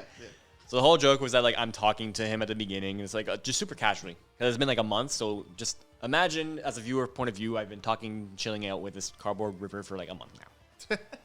Then River comes back, and he gets attacked by this, and we have the whole shtick with the, oh my god, they're both the same, but like, which one do I shoot? Shtick's been done to death, but I think it was still pretty funny in the moment. Yeah. The sweaty skit was something by the way, I was the director of that skit, and the sweaty skit, and you know, term has gotten more popular in the past like couple months because like people were playing more games in the past like couple months because of quarantine and such, and people were like, oh yeah, everyone's sweaty or something like that, and I thought, like, you know, we could play a funny joke off of that, like someone actually getting super sweaty. And, you know, it happened to be me because I've played so many different games that I'm getting good at different games. All of a sudden, I'm like, oh, God, I'm becoming sweaty and everything else. So I absolutely love that idea. And, you know, it's really good. All this skit was missing was that. What you say? Yeah, someone gave me the idea of, like, what if you guys, like, what if at the end, like, the moment that I shot River, or the fake River, when it was just like, we're making a joke, like, ha ha ha ha, boom. If someone's saying, like, you should have still just shot River and be funny, I'm like, yeah, probably. Like, the skit just ends there, yeah. He'll be like, wait a minute. I was also given the idea to, if we were going to do a crew battle, was to make it so that instead of shooting one of them, or to figure out who the real one is, it's like, oh, let's have a crew battle to find out who the real River is. So instead of having Team River or Team Hermit, it would be Team River versus Team, like, Cardboard Cutout River. Like, so it would be like, that'd be pretty funny, I'm not going to lie, but what the funny thing was, if, like, the Cardboard Cutout won, then it's like, okay, for the rest of the tournament, you're just not commentating. Bye. Yeah, fine, done. You know what we'll do? We'll put like a headset on to pretend like pretend he's commentating, but it's still me in the background. So I'll just be. We talked about that too. Actually, we actually mentioned that too. I'll just be the voice of him now. Like that's how I'll live on. Is like he'll just be there, and I'll just be the voice of him the entire time. So. But yeah, for future stuff, I don't want to give stuff away, but I do have future skit ideas already, even for like the next one. So no worries about that. I don't want to spoil anything. Obviously, just know that they exist. There is ideas. I have plenty of more ideas for skits, so it's not just like, oh crap, well, it's kind of run its course, you've killed River, what are you gonna do from here? Like, don't worry, I have ideas. And as for the Among Us stream, I don't know, is Among Us happening on this stream? I don't see anything. I don't see the appeal to it. I feel like in general Among Us has run its course when it comes to popularity, and it's going into like the whole meme kind of deal right now, where it's just everyone mentions it, and if you want to play Among Us, then like sure, we'll play, but like it's yeah, for a stream, I'm sure there's. Of course, it's a great idea. Yeah, I don't think there's anything that we could probably offer. There's already a bunch of streamers that do it already, and probably to a better degree. We're a Smash channel, not an Among Us channel. Like, I'm not gonna lie. Like, I've seen like, I watch a bunch of YouTube like videos with like people doing Among Us plays. Among Us. Yeah, so it's fun to watch, but I don't think there's anything I could offer. So I'm gonna step back. From all I did when the Among Us craze came around, I just watched my favorite streamers play Among Us because seeing how they react in a game like that was perfect. I couldn't watch like say. Just like some normal person I've never seen before play Among Us. I want to see a personality that I know play it. Like my favorite being XQC playing that game because he's like chaotic energy in that. And it's so fun. Chaotic energy. Yeah. Period. What if he shot both of them? Well, you can't shoot. That's a good idea. can't. There's only one bullet. There was only one bullet. That's all I had. I don't know if it's ever going to be resolved of like why River had a gun in his bag. There was a joke for that. There was a joke, but it It wasn't going to come through. But yeah. we thought maybe you could play a thing. I'm trying to keep everything collected, like so that if you've watched from the beginning, it's kind of like you kind of get the little peeks. Kind of like, well, obviously not comparing to the Marvel Universe, but Marvel Universe, like, have you noticed little things in between movies? If you got it from the last movie, you understand here, like that kind of stuff. So like, maybe I might bring into the fact that River just has a gun in his backpack or something like that. But I'm always gonna have a gun in my backpack for some reason. Exactly. So if we ever need a gun, it's just in his backpack. Period. But you may have noticed there was like a little cameo joke that was in the Sweaty video. So the first video, obviously, we killed River, but it was off stream, so you didn't see it. You didn't see what happened. It was completely off screen. But you know that I shot him. Yeah. Did anyone notice that like his voice was distorted? Like it was just like, oh man, that is unfortunate. Yeah, when he died. It's awesome. But if you notice in the Sweaty stream, there's actually one scene. Yeah, one scene, like one pan clip, whatever, where River is in the background dead with a bullet in his head, like blood coming down his face. Like actual blood, like makeup blood coming down his face. Yeah. Did anyone pick up on that? I hope so. Rewatch the Sweaty video, and you're going to see this River in the background lying down with blood coming out of his head. The line that you see where you just hear. Yeah, this is where what you that see smell. him is what is that smell? Yeah. So you'll hear him and say, what is that smell? So Exactly. So it's pretty jokes. Just for like throwing an extra joke in there for a little cameo. People who were just like watched the beginning of the stream was like, oh shoot, that's funny. Yeah, basically. So yeah, trust. I'm not the best scriptwriter ever, but I always try to. Hermit's aim though, yeah, yo, you shot him right trust. in between the eyes. Yeah, that was like point blank range because I was basically like, ha ha ha ha. Psh. Like I didn't even like that was like a 360 no scope right there. Boom. Good job on whoever did that. Yeah, totally Venom. That was a Amazing good gun job. effect. I made the gunshot effect though. He did have the flash though, so it was really nice. And the little spark at the gun. So. You mean you just did the sound effects? Is what you're talking about, right? Yeah. Well, not the actual light effect. No, he did it all. Yeah. I didn't do shit. He also did the river disappearing. River disappearing. Okay, can somebody clip that or something like that, please? Just me disappearing, just out of there. Lol. It's too good. It's actually what I had, pretty much all had today. I don't know if there's any questions. Again, if you guys have questions, go right ahead. Yeah, but go ahead, fire. Like, we're here. we're going to talk about the future MTLSmashCast. Obviously, we're going to keep doing what we're doing. Yeah. Every month, I basically just release a new calendar, so you already guys know what we're going to be doing. There's going to be like a small break at some point because we got some very important life stuff to get through within the next couple months. There's going to be a slowdown on content because we really need to focus. But basically, everything's going to remain the same when it comes to the content we're going to be providing here, and it's going to be constant. So. Yeah. Might take a little vacation at one point because we will be moving at some point, so things might be a bit weird for that point. And we're not even going to be living together at all, so... Oh, big announcement right there. We're not moving out together. Right, there you go. Yeah, so we're still doing it all, but like... Yeah, like... We're going to be, like, I guess, big announcement right there. Newsflash. We're moving out, and we are not going to be living together anymore. We've been living together for, like, the past 5 years now. Yeah. And, you know, life happens, and things change, and people want to step away from something. And, you know, you gotta change. You got to do something else in your life. So, I'll be moving out. So will he. We're getting out of this place, unfortunately. So, yeah. That's it. So, I mean, it's still going to happen because most of our streams are just kind of like doing our own thing anyway, so it's not a big issue. Yeah, so nothing's going to change in that aspect. So, obviously, there might not be a versus anymore because that would be kind of hard to manage. We'd have to focus on online games. So, but obviously, for Smashcast Bash, I'll make the exception. We're going to go see each other kind of thing. Of course. That's not a problem. That's always going to stay. So, yeah, for future content, you already know where the stables are.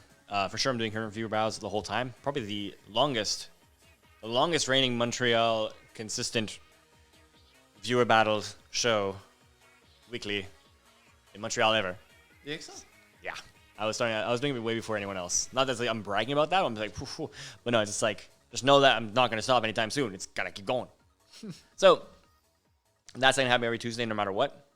Even if I go back to work, it's still fine. You're starting to do that as well. Yeah, I'm gonna get back on the viewer battle train as well. I love Smash. I can't forget that I always love Smash. So, and hanging out with a community like you guys and playing viewer battles is always reminding me of how much I absolutely love playing with you guys too. So fair enough. Are you interested in doing podcast style content with guests? Absolutely, 100%. Oh, absolutely. That was what I totally had intended before this pandemic hit, unfortunately. Yeah. And you know, having guests on is something I would rather do in person and not in a Discord call or in a Skype call or something like that. I would much rather doing it in person because I find that's where a lot of the interesting stuff kind of happens, and there's no, it's more official and it feels like, you know, very more connected in comparison to Skype or something like that. Essentially, just like we're gonna be doing stuff that's gonna be like content for the community kind of thing. So we can have people talking about the community, we talk about the game, interviews with specific players, so you can kind of get to know them a bit better. Yeah. That was always an obvious thing. But as far as like the podcast we're doing now with guests, we have the Smash Trash podcast, which is literally open to anyone who wants to come in. And we usually have a bunch of different topics about the game specifically. But obviously, we'll have different subjects as we go. But literally, anyone is involved. That's why it's called the Smash Trash Podcast. Because if it goes to absolute crap, it's like, well, it's supposed to be like that. Yeah. But I'm actually surprised with the amount of people who are actually, even over Discord and like talking with like 8 people at a time, everyone's been like super respectful, talking when they have a good points, but being quiet when they need to be, back and forth, good interaction. So I was like, it's not really trash anymore, but it's still a podcast. I couldn't help but notice Merritt's comment. Why would a couple move out and not move out together? That's funny. I am. You're funny. He is. Moving on my girlfriend. He is, yeah.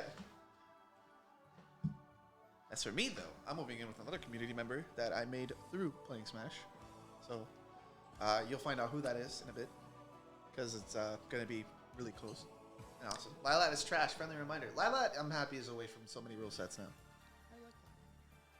Shut up, Yoshi main. I'm a Richter main and I like Lilat. Yeah, right. No, wait, you can't hold water on that, can you? Doesn't matter. Whip it on the platforms. You don't whip, though. You don't whip as much as nearly as I do. I'm sorry?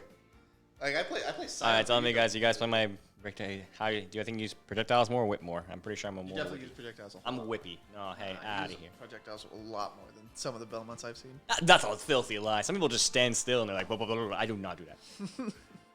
Whipping Nano. Yeah, basically. So yeah, we mentioned like for the future contents, obviously calendar every time, but additionally some staple stuff. Like I said, Tuesdays is always gonna be my thing. Friday's always his thing for Smash.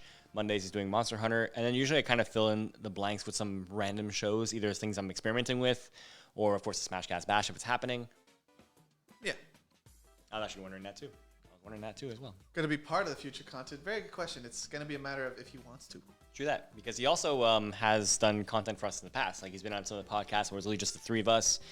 He's participated in Versus before. He's participated in commentary. So like, he's technically like pseudo been part of this channel, anyways. Yeah, it's just when it comes to the creative freedom and liberties, of course, it's gonna be entirely like if he's okay with working with us in some cases. Yeah, for sure. It's just cool. Like he doesn't have to take care of anything. He just jumps on the bandwagon. He's like, yo, let's do it. Yeah, man. It's really what it is gonna be. Yeah. Venom you see a lot too, so that's really fun too. Yeah. Like at that point, it's like, who's been a part of the cast so far? We've had Venom. Everyone. Like it's so many people. So many people that we've had. So. We've had. I want to have Merit more on, but his feet are a little bit too high, unfortunately.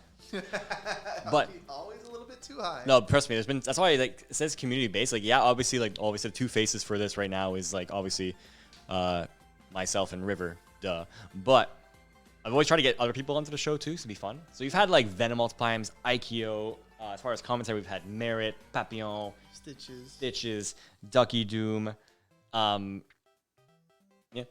That, and then for Versus series, we've had Aikyo and Venom. We've had so many people for Trivia Night all the time across Montreal and even people in Ontario. Oh, yeah, shout out to Ottawa gang.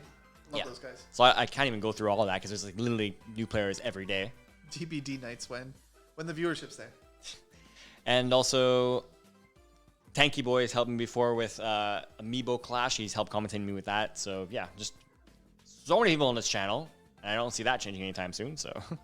I will say though, whenever we do move out, expect a jump in quality of a lot of the stuff here at MTLSmashCast when that happens, because everything is going to be so much better. Audio is going to be much clearer. It's going to have, hopefully, we'll be getting like green screens and stuff like that. Maybe new cameras, who knows, stuff like that. Get more equipment, just stuff to make streams not only more pleasant. Goku for Smash? No.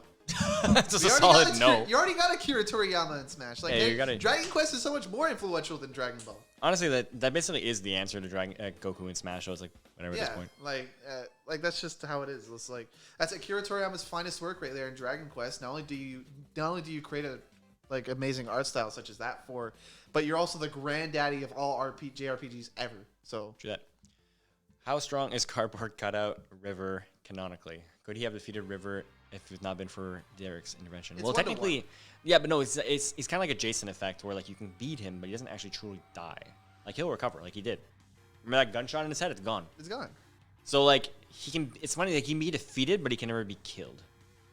It's like a Jason effect where like he's strong, obviously, but he can be taken down, but not for long. I like Ganondorf in that aspect. It's like, oh, it'd be taken down, but not for long. So There you go. He always comes back. So always comes back. It's like the King of Evil's always coming back. Unless you're Richter. unless you're Richter, yeah, holy water. That's the Belmont clan right there. So is Derek the Belmont clan? Oh yeah, I'm 100% Belmont. Just way for like Derek Belmont for sure. Oh man, is that going to be the continuity we're coming with now? So at some point he's going to come back. Well, it's already technically canon because in the first skip that we did, I was practicing my vampire killing skills. So it's clearly like pseudo like. So wait, am I a vampire all of a sudden? No, he's Is he? Or no, is he's a he just doppelganger. No, he's a doppelganger, so which he's is also a a form dark- of demon. It's a form of demon of the darkness. That's Yeah, true. So it's a doppelganger. Doppelganger. So yeah, Sounds it like is canonically that I am part Belmont, like probably like a minimum blood. Yeah. Not the Morris family. No, fuck the Morris family. Thoughts on D&D? I've only played like 3 times ever. In my Oh, life. Dungeons and Dragons! Yeah. I love it. I wish I played more. I played a couple sessions with one group. It was fun and hilarious. Yeah, it was like great. Making roots and stuff like that is so fun. Yeah, I think if you take the game too seriously, it's not too fun. But I think if you kind of joke around and just do whatever kind of thing, I had a really fun time with it. I would definitely do it again. I like making the characters, obviously, and then exploring with that. Super fun. Absolutely, I would do it again. Yeah. I haven't played too much D&D, but when I did play it, it was a very dedicated group of people that took it seriously, and that was where the fun I had with it too, because it really felt like playing a whole like world that these guys had too. So it was a lot of fun back in college. So cool. Can't speak all too well. Well, it is role playing. That's exactly it. I love the role. That's because we come from the drama background. Of course, we're gonna. That's why. Love playing as something else. Anything that's like obviously like acting, doing other characters, cosplaying, like. Like, oh, you can speak a different language, and it's like you got to make up the language, something like that, And you can base the stats of your character off of yourself, or build a new thing and fall into a new persona in D&D or something like that. So A funny one with my friends is that like you can choose like 2 or 3 languages they wanted to do, and it was like one of the languages they took was Abyssal. Oh yeah, and they were just like talking to each other randomly. Sometimes it'd be like. So he's a. Then eventually I learned Abyssal myself, so I can communicate with them. I missed the top one. What is it? Is there something you would do together on? Well, we did the verses. I wish I could bring the verses back, but I think with our lives going around, we're kind of like wouldn't be able to have time to do it. Smash Cat Bash is always fun. I want to do more stuff. I want to do more co-op games. Honestly. Yeah, I think co-op games would be fun. Just gotta not find time to do co-op it. games that are like very short. I want to do like co-op games that are like Like a series kind of thing. Yeah, like, we can do that. Kind of serious, like kind of deal. So if he's doppelganger, does that mean that River has healing factors as well? No. It's because of his demon essence that he has it. River cannot heal. If he dies, he dies. No, but there was the whole idea of me overheating and stuff, and that's me like obviously trying hard in video games, but that's because my brain's tricking into trying at its 100% capacity, obviously. That's true, but no. it would break him. That's the thing, because if he gets wet and sweats, of course he's gonna break. He's gonna fall apart. He was talking about D&D. Oh, like a D&D podcast? D&D podcast? Is that what I mean? That's a lot of. It's not that I couldn't read. It was the top part was cut off. I wouldn't mind, for sure. If it's an idea people are down for, I'd do it. I like D&D, so I wouldn't mind doing a D&D. We'd have to get like more members of the cast then at that point. Yeah. Yeah. But Again, I'm not to play board games on the SmashCast. I feel like I'd have to get more cameras. I mean, I've already mentioned the fact with the dad joke game we wanted to play. That's the one thing. But again, the problem with that is that it had to be either just the 2 of us, or if it's with other people, it would have to be after pandemic is over. Do you want Dante for Smash? I want to be that guy. I'm going to say no for a certain reason. Okay, Dante for Smash, great idea. Absolutely love the character. He's badass. Awesome. One of the best action games ever made. But there's a problem that he's from Capcom. And there are other series from Capcom that I want represented in Smash that isn't Dante. Yeah, that's the problem I have too. Obviously, Dante is a standalone character, and in a bubble, it'd be awesome. I think his moveset is kind of covered already by like Joker and Bayonetta. He'd be on the same level of Bayonetta, basically. But because it's a Capcom rep, I would rather have Phoenix Wright as a Capcom rep than Dante. So that's just me. Sorry, like if you have a different opinion, that's totally fine. And for me, I would rather have Phoenix Wright or Monster Hunter over Dante. And my dreams kind of got shattered with the latest. That's true. The Mii Fighter, right? With the latest Mii Fighters, ever hoping for a Monster Hunter rep in Smash. Which, don't get me wrong, we got Rathalos in a couple of songs, but I feel like that Hunter would be that extra step. Could be. I mean, he shut down like every potential theory we had about not getting a character. So at this point, just wait for what you get. And the whole idea of a Mii fighter, of a Mii costume, getting rid of a character, is a little bit out of the window now that we have Pyra and Mithra, because, you know, with Rex, you do get Pyra and Mithra, so that's out of the window. But even so, it's just Rex that you don't get, so it's whatever. Crash would be dope in Smash. Crash would be good, but I Crash can't would think be of a great. moveset for him. It just spin. That's all I could think of. Like, it's already covered by Incineroar right now, so it's like... Yeah, it's a weird... And Mennonite to some extent. At that point, you'd have to take from, like, his moveset in, like, Skylanders or something like that. Yeah. I think a better question would be, like, just, like, which character do you want in Smash right now? And right now, for us, number one is probably Phoenix Wright. Phoenix Wright at this moment, with everything that's passed, I would say Phoenix Wright. At one time, my number one by far was Travis Touchdown. Who unfortunately got the Mii costume treatment, so that's out of the picture now. Now I'm 100% on the Phoenix Wright bandwagon. As for other characters, I would absolutely love to see Phoenix Wright. I want to see Monster Hunter. I'd want to see another Metal Gear rep. I feel like it is like the same effect of Cloud, where it's just a one and done kind of deal. I'd love to see more representation in that aspect. Well, let's just shut out of the window entirely and just say like any character. So even if it's like a PlayStation or whatever, not anything to do with. Well, if I were to be honest, I would absolutely love to see Rayman. Rayman would be nice. Rayman. He has a spirit currently, but he is a spirit. that happened to Min Min too, so it's not an issue. So yeah. I would say it'd actually be cool with 2B being in Smash, honestly. More really Nick's reps. Are you sure? Oh, that's great. That's right. Yeah, it's like, you know how they have two characters right You know, I want to put Sora in the game just so people will be happy. It's personally not someone I particularly think is like the top of my list. I really want him. I'd still be happy if he wasn't, but I'd be more happy for the people that really want him, because the Sora fans are like, there's a lot of them and they're very passionate about it. There's a lot. Not only is there a lot of Sora fans, like, here's an issue sometimes with Smash picks is that like they can either be very Japan centric or North American centric, or even South like Mexican, Hispanic centric and stuff like that.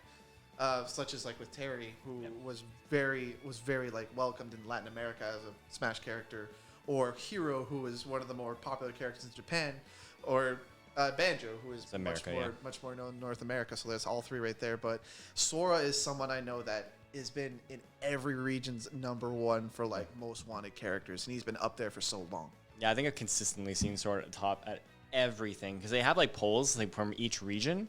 I think America, number one. Europe, number one. Japan, I think it was 2. So At like 2 or 3. It's up there. It was crazy. Yeah, so it's absolutely ridiculous. Now, obviously, I think without question, I think even Sakurai could see like, yeah, it'd be an amazing character to have. But I would have said getting through Square Enix would have been harder, but they're basically on better terms now because giving Sephiroth and stuff like that. They realize it's Sakurai directing, and I guess they know what they're doing because they gave him Sephiroth and Cloud, and they gave him for cutscenes, which is actually difficult to get Cloud and Sephiroth for cutscenes. Yeah, especially since like originally when they had Cloud, they didn't give him too much. Like, he had 2 spirits, 2 songs, nothing, basically anything else. So it was like, eh. But I think the hardest part would be going through Disney. And I think we all know that. Disney's cool with it. I feel like if you get Sora, you have to get Goofy and Donald. Like, I'm shaking and crying. Oh, Wistiti's here. Actually, he missed when I said really good stuff about him. I'll clip it later. I said some good things about you, Wistiti. But like we said, it's Disney, and believe it or not, as much as you may think Disney is like the heaven and godchild of like business when it comes to like movies and games and stuff like that, they are not. They are very careful about what they do, and they want to make sure that they're doing it right and they're doing it their own way. So you'd much rather see them work with someone they know, like Tetsuya Nomura, who is like the big head behind Kingdom Hearts and stuff like that. And they only work with him and let him do what they want with Disney IPs because they agreed to it. Whereas they're just going to give it to Sakurai and all the creative liberties to Nintendo to Sakurai. Mm-hmm. So that's really rough. That's really tough. Like how you want to do. And also, I feel like if they do get Sora, he would probably be very neutered because he obviously wouldn't have like they wouldn't put Disney characters. Like no. Like that's the hard thing is that it's just really difficult. You would have to put the characters from the original Kingdom Hearts characters like Xehanort and Aqua and Riku, and you have to put those characters. But because they're so intertwined in the story and how connected they are to the universe of Disney, it's so hard. Yeah, it's very tough. I'm not gonna. If it's impossible, like I'm sure Sakurai would have tried, but if Sakurai can make it happen, like he's made incredible stuff happen already, so it could. Yeah, it could. We have 2 more characters left. It's possible. All right, I think with that, I think we've gone through pretty much anything. If there's any like super last minute questions you want to put out, I think we've pretty much gone over anything. But I guess we'll wrap up in the next like 5 minutes. But again. I mean, if you have any more questions, feel free to answer. Yeah, that's what I'm saying. If you have any last questions, we're still going to answer it. But just give a big thank you, guys. Of course, we've been doing this for a year. When we started in April of last year. Actually, in April as of like Friday, because Friday was during your stream. But the next day we had the SmashCast Bash. But technically, Friday was our 1-year anniversary when we started streaming in the 16th of April when we did our very first trivia night. I don't know if it's asked already. Yo, go for it. I don't care. If we did it already, I'll give a TLDR or whatever. Yeah, well, basically. Favorite Canadian wet trick speedrunner? Oh. Who's the other guy that's not Who's the there? other guy? He's from Ireland, actually. I think you got the location wrong. That's a Merit School. Yeah.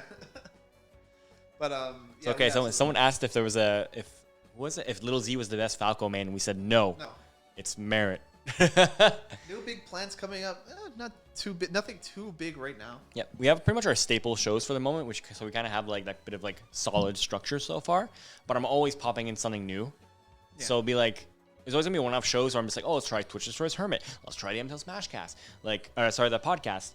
SmashCast Bash. There's always like something new I want to try adding. So it's always like we're gonna have a stable, like a very, very promising structure. But then maybe I'll add something in, like let's try this out, let's try this out. So there's always gonna be new stuff. I'm always gonna have new ideas.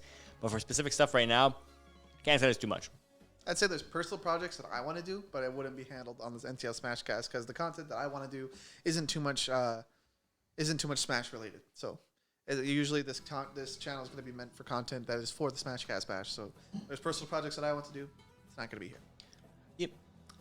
That's pretty much all that question is. But again, just want to say a huge thank you. I think I got a lot of thank yous yesterday, but I'm going to do one more. Just a great set. To obviously all of you, because obviously the whole thing was for the community in the first place, but I'm just happy to see the community was so involved in it to the point where I actually had people like Tanky Boy who was like suggesting like, what do we do a show like this? And like, yes, let's do that. So it's not really just supposed to be like, obviously we're going to be the faces of it because we're going to commentate it and set up everything. But I like the fact that people are giving ideas and want to do projects with us or do games with us or verses and stuff like that. So that's always cool. It took a whole year for us to do an actual podcast. That's not true. We did podcasts before. Well, Smash Trash like podcast. Like this, though. Okay, like sitting down like that? Yeah, we'd probably do more of this. I think in the future we can probably do more stuff like this. It's just really chill and just way to talk. And well, yeah, everyone gets to talk and everyone gets to chill. Yeah. There's a reason why podcast is such a good consumable medium. Yeah, we could probably do some more in the future for sure. Oh, yeah. So, there you go. Things for the future. More podcasts. Yeah, more podcasts. Hopefully something like this style. Yeah. But with every project that we've done so far, everyone's kind of just gone into it and like, yo, let's do this cool. Like I did like a Kirby playthrough that I thought was just gonna get no views at all, and was just gonna be I just wanted to play it, so I didn't care. But no, actually still good viewership. So I think we have a steady fan base where people are super into it. We got like 228 followers since the last year, which is awesome in my book. Yeah. People who actually subscribe, which just blows my damn mind. Like I thought maybe of course you get a couple subscribers from like friends and stuff like that. You're trying to support you. I understand that. But no, it's gone past that to where people in the community are just like, yeah, I like the show. Here you go. That blows my mind. The fact that people are just literally giving money because they like the product. I'm like, poof. So I can never express in the words or make it like sound how thankful I am, but I truly, truly am. Like, it means the freaking world that people would support just us playing games and doing random shows here and there with some commentary and podcasts and gaming and Smash. So again, thank you so much for that. It means the absolute world. And of course, we're gonna keep doing that because now I feel like we have an obligation to you guys because you are putting money into a thing. We got to make sure it's of quality. And you probably saw the quality change from like the beginning streams with the sound and the layouts, and now it's evolved into something much more pretty to look at and sound better. So yeah, which I've been working on a lot behind the scenes as well. So making sure that everything is just so much easier for us to not only access and make it work better. What? Just answering a question. What are you talking? Oh, that one with potential no, probably not. I mean, I could post it on. It's not hard. Yeah, okay. That's something I could totally work on. Okay. It's I'll just say TBD, whatever. If it is gonna happen, it'll happen. Whatever. He doesn't want it to happen because he doesn't want to go into that. What? I don't know. I'm cool with Twitch. But yeah, like I said, people have been offering ideas for potential shows, so that's always a thing that's gonna be cool. Yep. So yeah, I think it's a good place to wrap it up. I think so too. Yeah, I didn't expect this to be too long of a stream. Usually podcasts don't last that long too. So I actually gunned it for like I said 2 hours max, and which is exactly what happened. So. Okay. So again, thank you guys for so much for an entire year so far until SmashCast. I hope you enjoy, and I hope you continue to enjoy what we're going to be bringing to you because we're not going to stop. We're going to keep bringing you awesome content. I hope that meets your standards, and of course, we'll see you down the line. Yep. I'll say again for tomorrow is you're going to see River play Monster Hunter. On Tuesday, you'll see me playing Smash. So still a lot of streams. I think we're streaming like 6-7 days in a row now. So yeah, we've been going quite some time now. Yeah, it's a crazy week, but yeah. All right, take care, everyone. Take care.